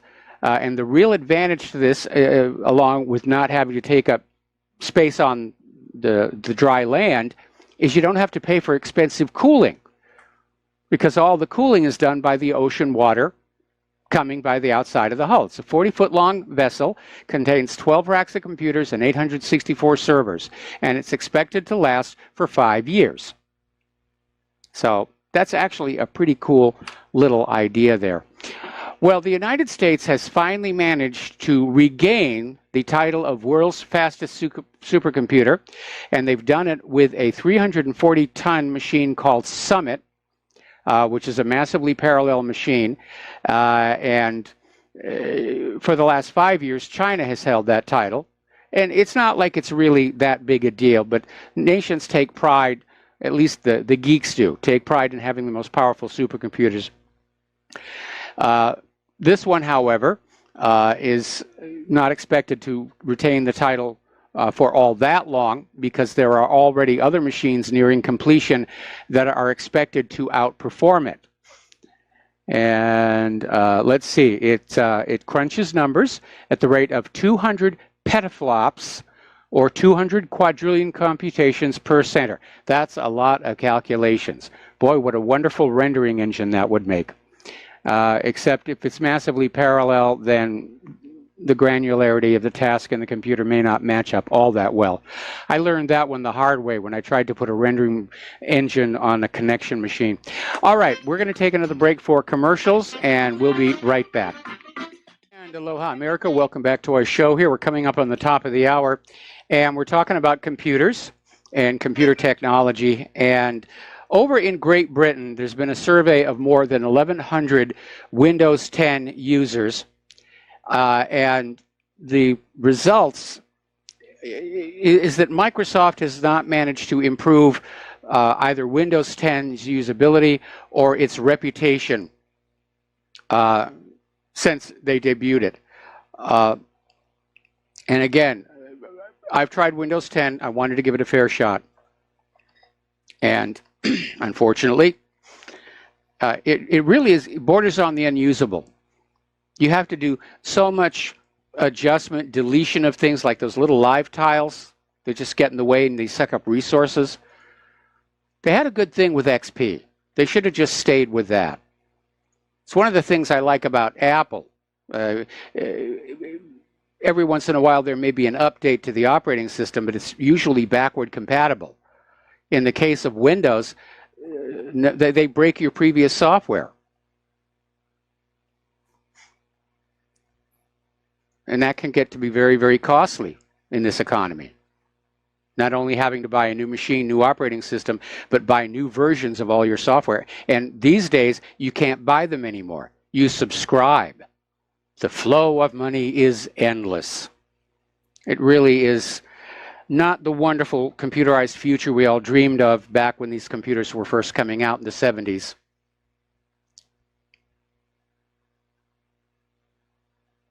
It's become very greedy out there in Silicon Valley.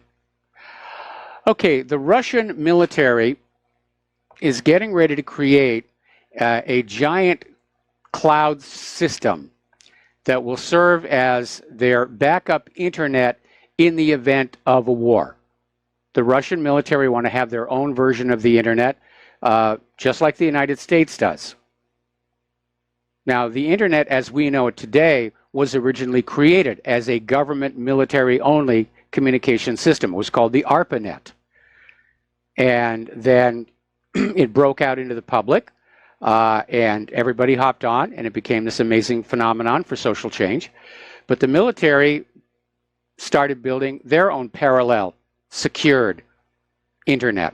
And now Russia's doing exactly the same here.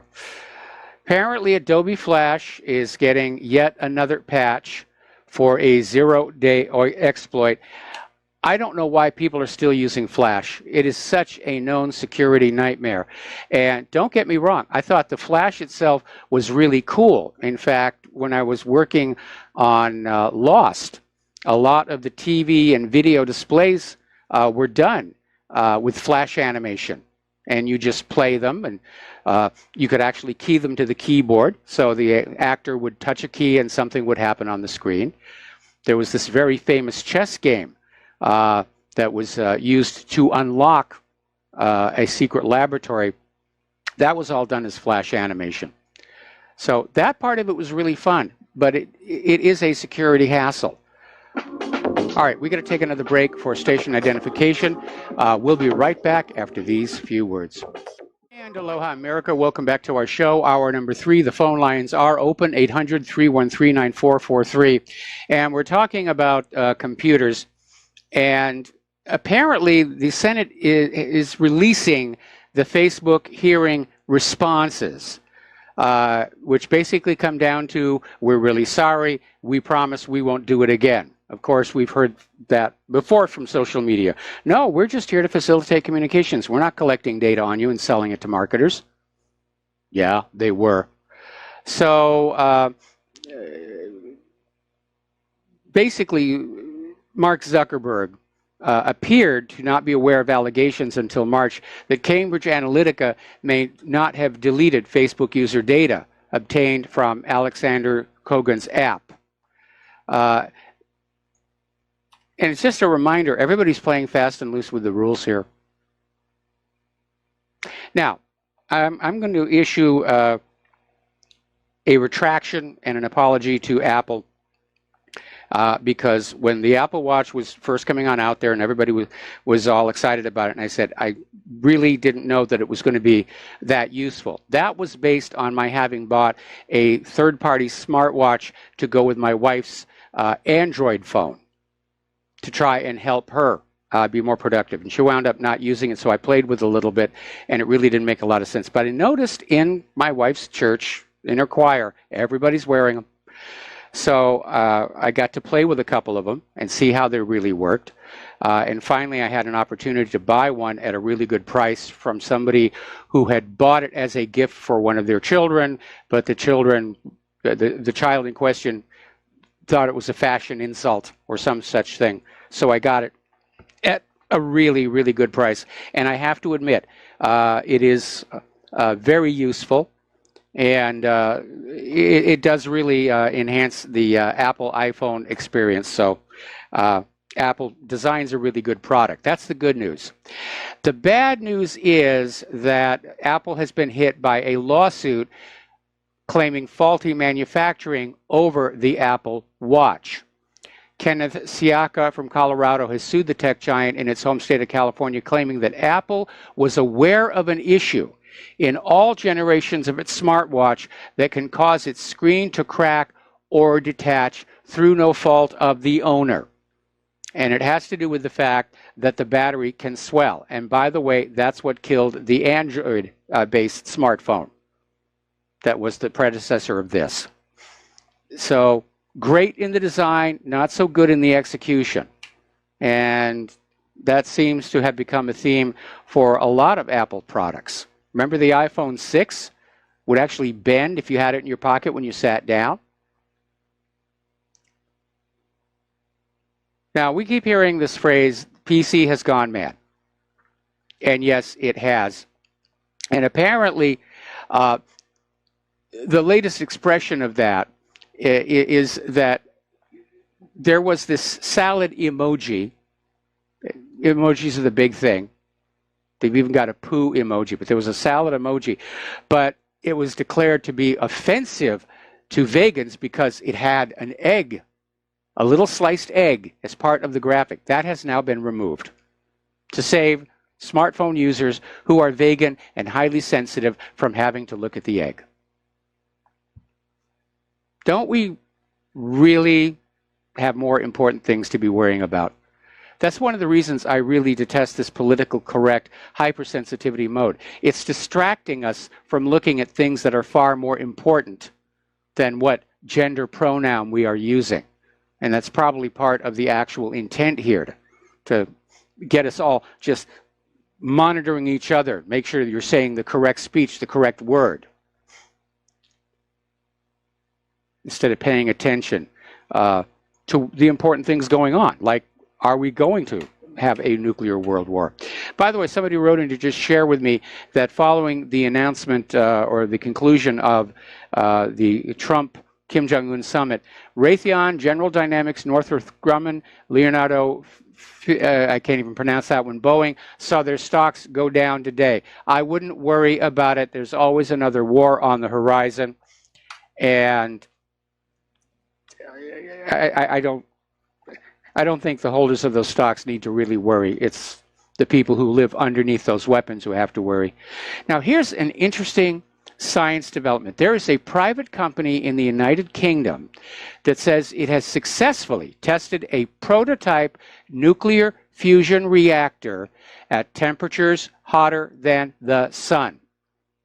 And this company is hoping to have actual power stations built from this technology to start operation in 2030. Now, over the past few years, there have been a number of nuclear fusion breakthroughs with different teams sustaining hydrogen and helium plasmas for varying amounts of times. They're saying they're still a little way off from useful nuclear fusion reactors, but they're going in the right direction. Enough time and enough money, they will definitely get there. All right, we're going to do a shout out to our on-air affiliates who are just now rejoining the network. One of the problems of living in a corporate-dominated world is that very often, for all the talk about being progressive politically, our world is not progressing in terms of the consumer-level technology. Obviously, the oil companies want us to go on using oil and gas until they run out, the wells run dry. The electric company wants us to use their electric generators, and puts up resistance against solar panels and so forth and so on. Fusion power, it would be really, really good. It produces very little in the way of nuclear waste, certainly not the problems that you have coming out of the fission reactors. But again, the established industries will try and prevent any new developments from coming along. There was a movie out several years ago called Tucker, A Man in His Dream, and it was about the Tucker Torpedo, which was a car built by this small car company, and they just were attacked by the existing big three automakers and driven eventually out of business. But the car itself was innovative. It had seat belts, safety glass window, and it was built incredibly well. There are still a lot of them on the roads to this very, very day. But it was a good story about how established corporations will get absolutely vicious at not allowing any competition in, especially when the politicians are on their side. Beekeepers in France are not happy with Bayer, and Agent France Press has reported a beekeeping cooperative in the northern part of the country has filed a legal complaint against the company after the controversial herbicide glyphosate was found in honey. This complaint was filed the same day as the close of Bayer's acquisition of Monsanto. And by the way, for those of you keeping track, a judge has just cleared AT&T's acquisition of Time Warner. Glyphosate is a dangerous chemical. That has been established. Monsanto/Bayer has been selling it on this claim that it only works on plants. It's perfectly safe for humans. And I remember this funny video where there was a Monsanto sales representative who was at this convention pushing the line. This is safe enough to drink. And somebody handed him a glass and said, "There's some glyphosate. Have a sip." And he said, "I'm not stupid." And he put the glass down and he walked away. We know that the World Health Organization has declared it a probable human carcinogen. We know that there have been laboratory studies showing that, yes, it does cause tumors in test animals. But it's still being sold out there. Because when your corporation gets big enough, the government becomes afraid of you. And we're toxifying our environment. We're toxifying our own food. They spray glyphosate on harvested food as a preservative. And we don't know what it's doing to us over the long term. We don't know what any of these chemicals are doing long term. A couple of weeks ago, we were talking about how some of the new chronic ailments afflicting modern society seem linked to the destruction of the gut biome, the friendly bacteria that we need to properly digest our food, leading to things like Crohn's disease. And the way our society works is they put chemicals in the food, they make you sick, they sell you medicine to make you better, supposedly, rather than curing the problem. And I found another article today. This one was about Parkinson's disease, where they said a new study was showing that Parkinson's does not begin in the brain. It ends up there, obviously, but it too begins in the gut with the destruction of certain of the friendly bacteria we need to symbiotically survive with. In the name of greed, we are poisoning our world. Now, on the lighter side of things here, Google co-founder Larry Page has started up what's called Project Kitty Hawk, and it's a flying car project, the dream of motorists and aviators for ages. This one is actually more of a glorified drone with multiple rotors. You don't need a pilot's license. It doesn't go above 10 feet in the air. It'll only go for 20 miles an hour, and it only has a range of 20 minutes. So it's not really practical. It's just a toy. But on the video I saw of it, it looked like it was really, really cool. So some fun stuff going on out there. NASA has decided to delay the launch of the James Webb Space Telescope to 2020. Apparently, they're still dealing with issues. I mean, if you look at animations of how it's supposed to deploy in space, that's a very complex mechanism that they're dealing with. If you're my age, you remember the old joke about somebody looking at a car and saying, it'll never work, there are too many moving parts. Well, I got that feeling looking at this, and it really is a little too complex. And when you consider where they're deploying it to and how unreachable it will be, even if we had a space shuttle, you know, it's got to work on the first time or it doesn't work at all. And I remember when the Hubble Space Telescope went up and it did not work on the first time. They had to send up a repair mission on that one. Now, if you're following along with biotech, you have probably heard of a company and a technology called CRISPR, and it's a gene editing tool, and it edits cells' genomes. But recent research is showing that there may be unintended side effects. There was an earlier issue where CRISPR was accidentally editing sections of the genome that were not supposed to change. That got taken care of. But now 2 studies published recently is saying that the edited genomes with CRISPR-Cas9 will increase the risk that the altered cells will trigger cancer. Needless to say, CRISPR stock crashed on that one. And it's another reminder that genetic technology is the most dangerous technology humans have ever played with. Far worse than nuclear power. You're tinkering with the code of life. Now, as you know, we were talking the other day about how the CDC is coming on out and talking about suicide rates are skyrocketing. And they're trying to say it's the economy, it's this, it's that. I think there's definitely a link to the overabundance of prescription antidepressants. And people were talking also about the fact that the number of opioid overdoses is increasing. So it was only a matter of time before NBC News comes on out and says, how many of these opioid overdoses are suicides? And it's not unreasonable because somebody who's become addicted on opioids and can't get off, that's a pretty terrible existence. And a lot of heroin addicts or pill addicts will reach a point where they'd rather not live anymore than have to deal with that. And right now, one of the reasons we have an opioid crisis is because the pharmaceutical companies are just pushing this stuff.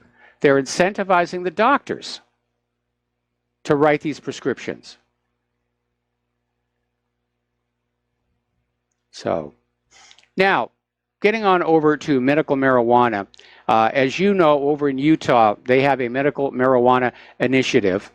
And the Mormon Church came out hard against it, saying, this is wrong, this is sinful, this is against God and everything. Somebody leaked a document proving that the Mormon Church owns nearly $1 billion in big pharmaceutical stocks. So I think their motives were a little less than godly to oppose medical marijuana. Now, apparently, there is a push to pull back on the federal law regarding marijuana and allow the states to decide for themselves. Some obviously will. And you look at the states where not just medical marijuana, but recreational marijuana has been legalized. It's doing very well. And the states are making money off the taxes attached to it. Obviously, the tobacco and the alcohol companies aren't very happy about that. But then tobacco isn't that good for you, and neither is alcohol. Marijuana is actually not as bad for you as either of those. But the reason they push alcohol is because you're not allowed to make it in your home. The reason they push tobacco is because it takes a large plantation to grow those plants, as opposed to the window box in your backyard. But I'll be very honest, if they legalize it here in Hawaii, you know, Claire and I will get some. Enjoy the pakalolo. That's what we call it in Hawaiian. Pakalolo means crazy smoke. Over at ScienceAlert.com, they've got a study that has determined that 11 million people in the United States could be taking the wrong heart medication. And this study is saying that, that there's a set of calculations known as pooled cohort equations that are used to determine the risk of a heart attack or stroke. And the PCEs are the foundation for cardiovascular disease prevention guidelines in the United States. But it's a number crunching game. And depending upon the numbers you put in there, the PCE calculators, I mean, they have these smartphone applications, may come up with the wrong medication for that particular individual patient. This one-size-fits-all approach to medicine is not working out because we are all slightly different. We all have different blood types, as one very obvious example. And certainly this one-size-fits-all approach to psychiatric medicine doesn't work. For a lot of people, these pills do work. For a lot of other people, it triggers violence and suicide. Now, speaking of drugs, story out of York Press in Great Britain, apparently they tested the water in the rivers in York, England. Scientists found 29 different drug compounds in the River Ouse and the River Foss, including some from drugs not usually available in Great Britain, thought to have been ingested by American and Chinese tourists. Now, the university team is saying the levels are extremely low.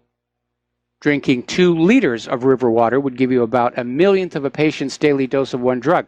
But there are concerns over the long-term implications, because you're not talking about drinking that water once. You're talking about drinking it several times a day, every day of the week, every week of the year, every year of your life. Does it have a cumulative effect? Some drugs do. The world is becoming over-medicated. We're starting to see the side effects of it.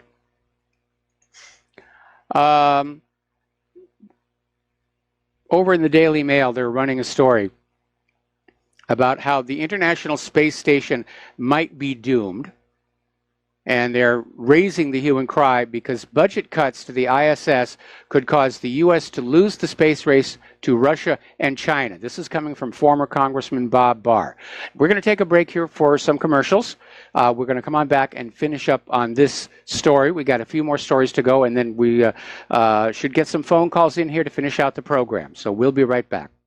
And aloha, America. Welcome back to our show here. And former Congressman Bob Barr is out there sounding the alarm that the International Space Station is doomed because NASA is short of money and is going to cut funding. Now, I don't think that's going to doom the International Space Station. I imagine that Russia and China and other nations would be glad to take up the slack on that because, after all, Russia and SpaceX are, private company, are the only ones getting people and supplies up there and down.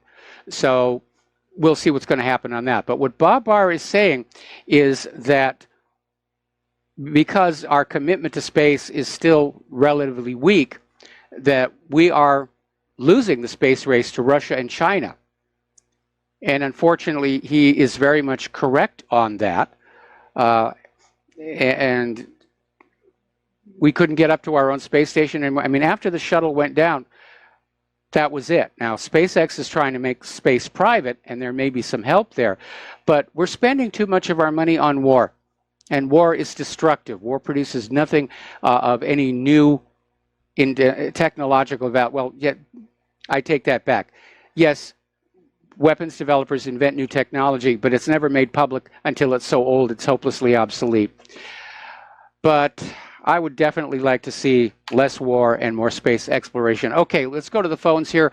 Robert, behind enemy lines, aloha. Welcome to the show. What's on your mind? Hey, Mike. Can you hear me? I hear you. Hey, buddy. I don't usually call into the shows. I've been a long-time listener, you and others, the Hagman Report, others. And I really do appreciate so much what you guys are doing for us. I mean, you're fighting the hard fight right now. You're trying to get information out. And I so appreciate that. I really do. I just wanted you to know that. Well, thank you. Thank you. I appreciate there are a the lot kind of words. the silent majority out here that are listening to you. I mean, there are so many people out here that don't feel justified discussing the content of their belief with their neighbors because, well, take myself. I'm sitting behind enemy lines, as they call it. I would call that California with a K. Yes. Yeah, pretty much. I'm actually in the process of selling 2 of the 3 properties that I have to just get the heck out of here. I've just had so much of this. I've had to meet it face to face every day. I'm sitting here in California. I'm in the Bay Area. I get to see the fruit of the liberal movement. It's just ridiculous. It's so disgusting. You don't want to get me started on that. But no, actually, the reason I called in, you might find it humorous, but just a little while ago, you and your wife, I assume, have decided that if marijuana were to be legal, you might get some. Yeah. That tickled me. That really tickled me. I didn't take you as a potential stoner, and yeah, there's nothing against that, nothing at all. But I do really appreciate the fact that while Bill Clinton said I never inhaled, you are willing to actually come out and say I don't see a problem with this. Yeah. And it's not about the pot. The reason I bring that up is because it is a state of mind that we all need to be practicing right now, not the pot, but the ability to make a choice to say, I am willing to stand up for what I believe in. And Twitter and Facebook are doing exactly the opposite for everybody right now. Everybody wants to get involved in that. They're just making an illusion for themselves, and they're playing around in it like a sandbox. It's ridiculous. Totally ridiculous. Yeah, and social media, I think it's destroying our ability to interact with each other on a personal level.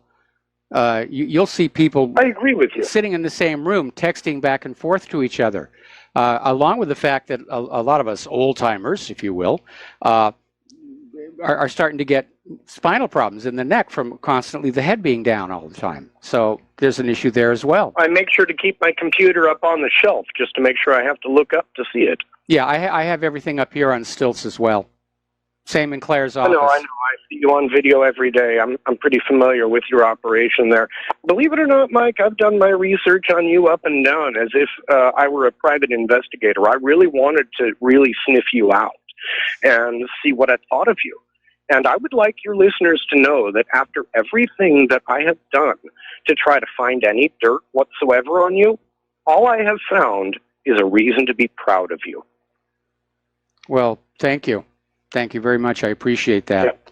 Yeah. Hey, no problem, brother. Very kind thing here. Well, it's not just kind, it's honest.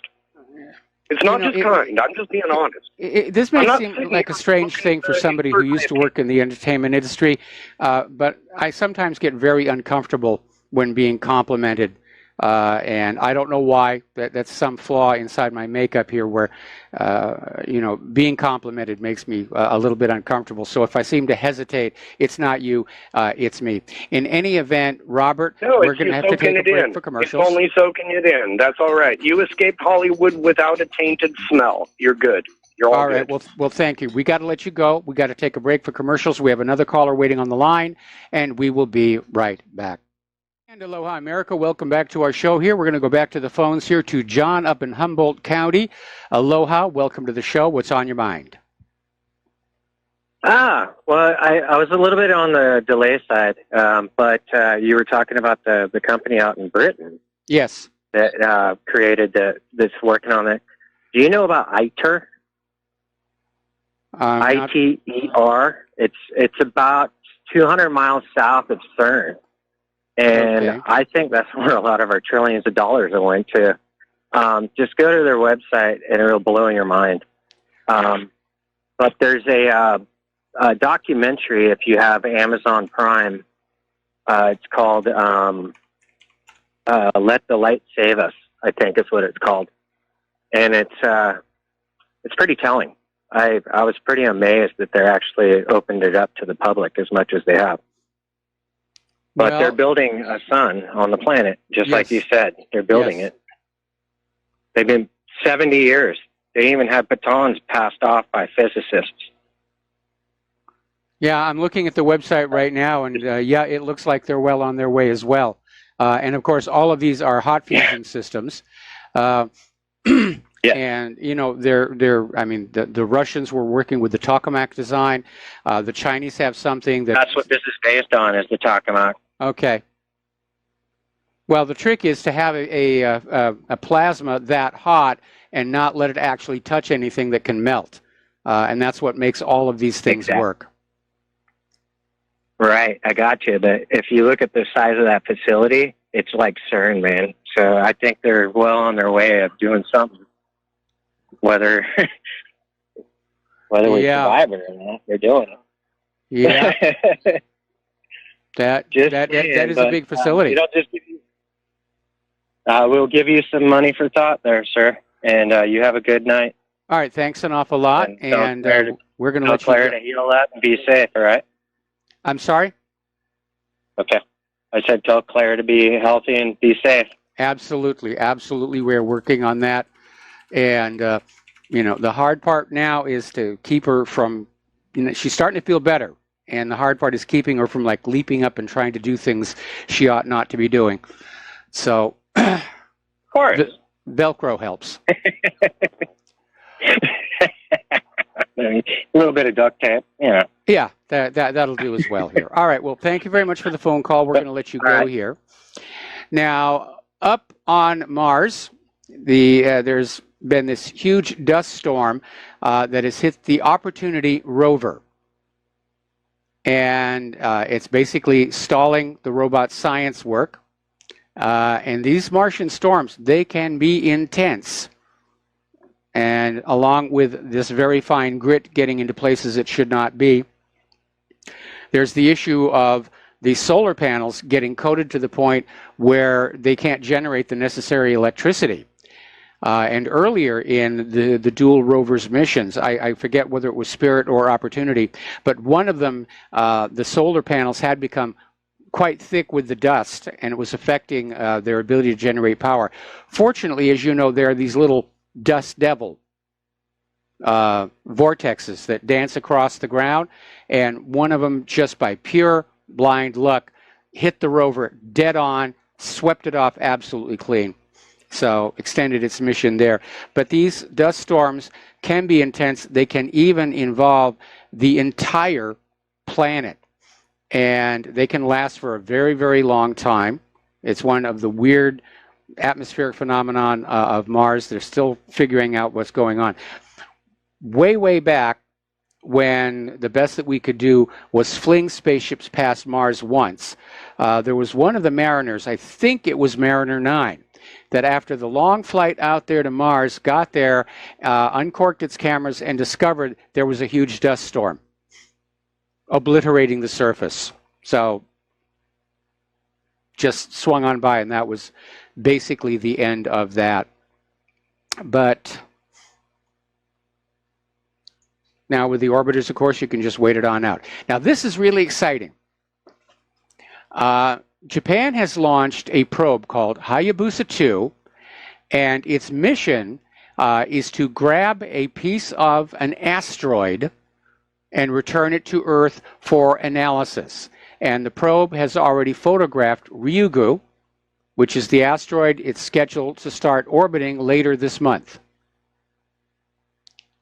So it's basically on board there. Now, here is the interesting part, and the reason why they're starting to pay attention to the asteroids. This is from IntelliHub. And it's saying that basically, were there to be developed an economic means of getting into orbit, that there could be a new gold rush out there in the asteroid belt. And apparently bankers like Goldman Sachs and several companies are putting serious money and research into this. Now, NASA is estimating that the total value of the metal content of the asteroids out there could be up to $700 quintillion. That's like billions for every one of us here on Earth. Of course, they'll keep it all for themselves. But that, if that would really be possible, it would open up the commercial exploitation of space. That would accelerate the technology along. And even better, we would have less reason to be going into each other's countries for the little scraps of metals and elements buried under that soil. Why go to war? Just go to space. Get what you need there. Designate an area on Earth where it's all going to land when it comes back down from space. And you've got your rare earth elements, probably a lot of silver and gold up there as well. And I think it's a really, really good idea. And so good for the Japanese that they're getting this thing done. Good for the Japanese. All right. I have actually run out of talking points again. I need more bad things to happen to keep my show filled up. That's the irony of this job here. So let's see what's going on.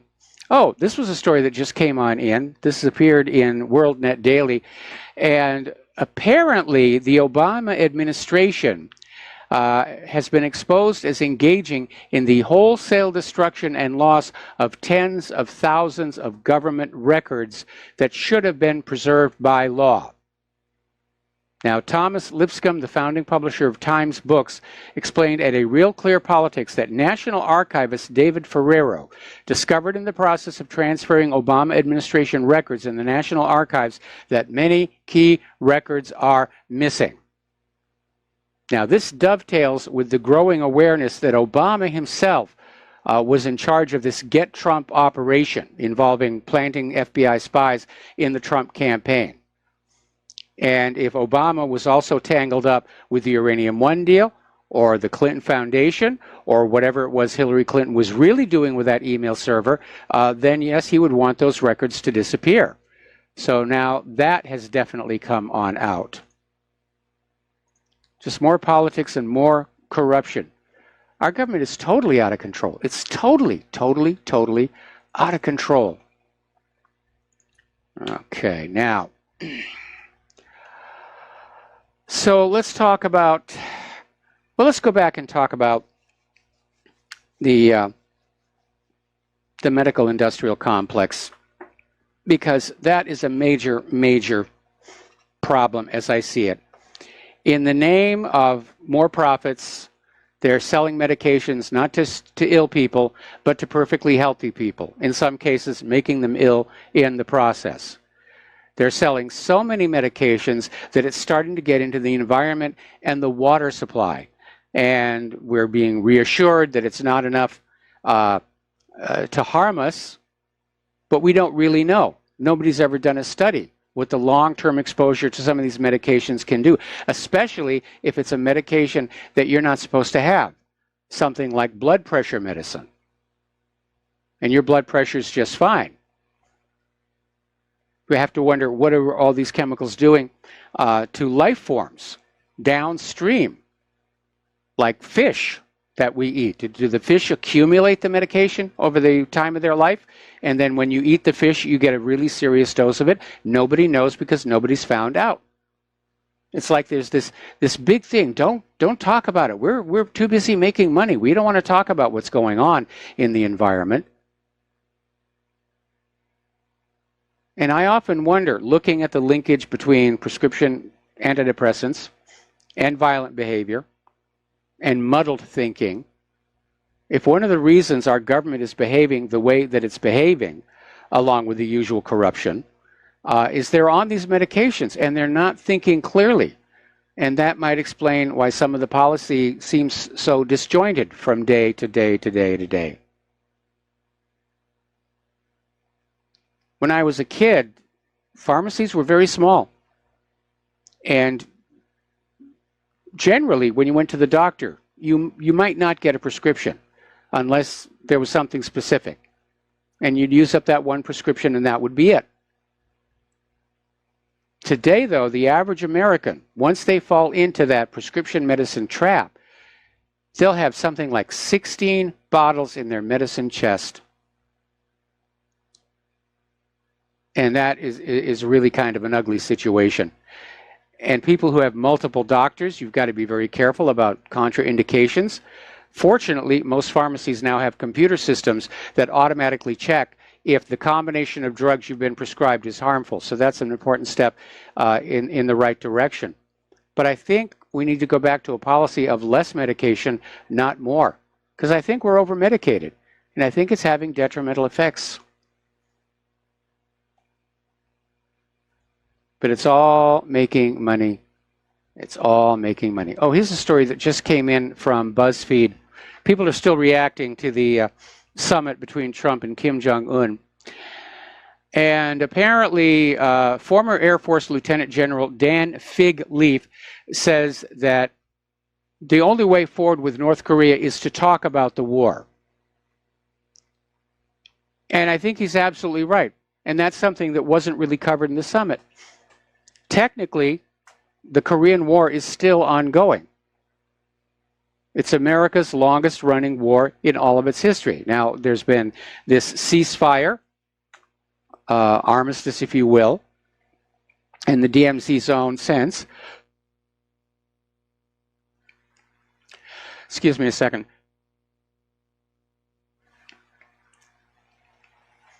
And, excuse me, it's a foggy day.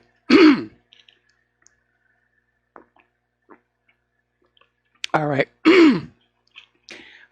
Okay. Just give me a second to give a good cough, and I'll get my voice back.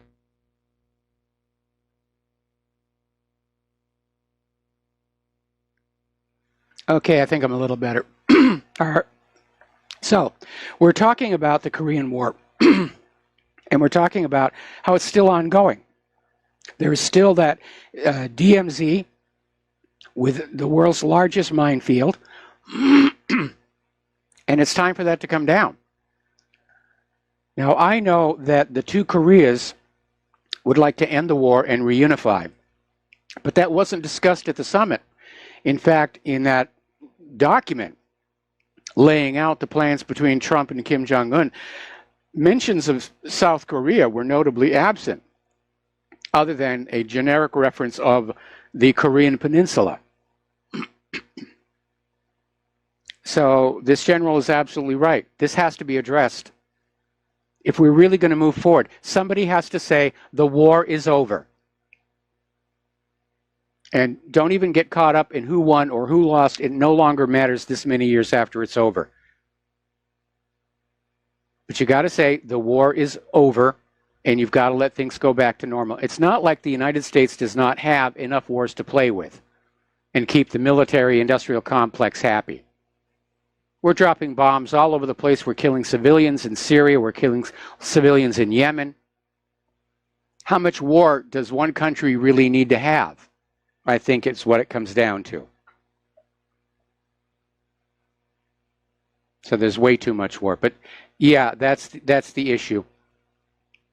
And again, we have to be careful that certain individuals don't try and mess this up, because we know that there are people who want the war with North Korea to move forward. Even though we're already stuck in all these other wars, it's like they have this fantasy of an endless supply of weapons and an endless supply of soldiers, and both of those are not true.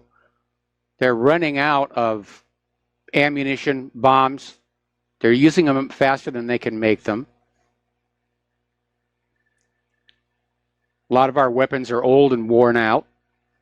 They're not really designed to last all that long. When they design a military system, they run a calculation of how long they think it will survive in combat. And that's what they design it to last. If they think this particular type of military weapon is only going to last maybe 6 months before it gets blown up, they're not going to build it to last 5 years. They'll build it to last a year just to be safe. But the stuff wears out really fast. It's one of the reasons these warplanes can be so expensive. They go through parts very rapidly.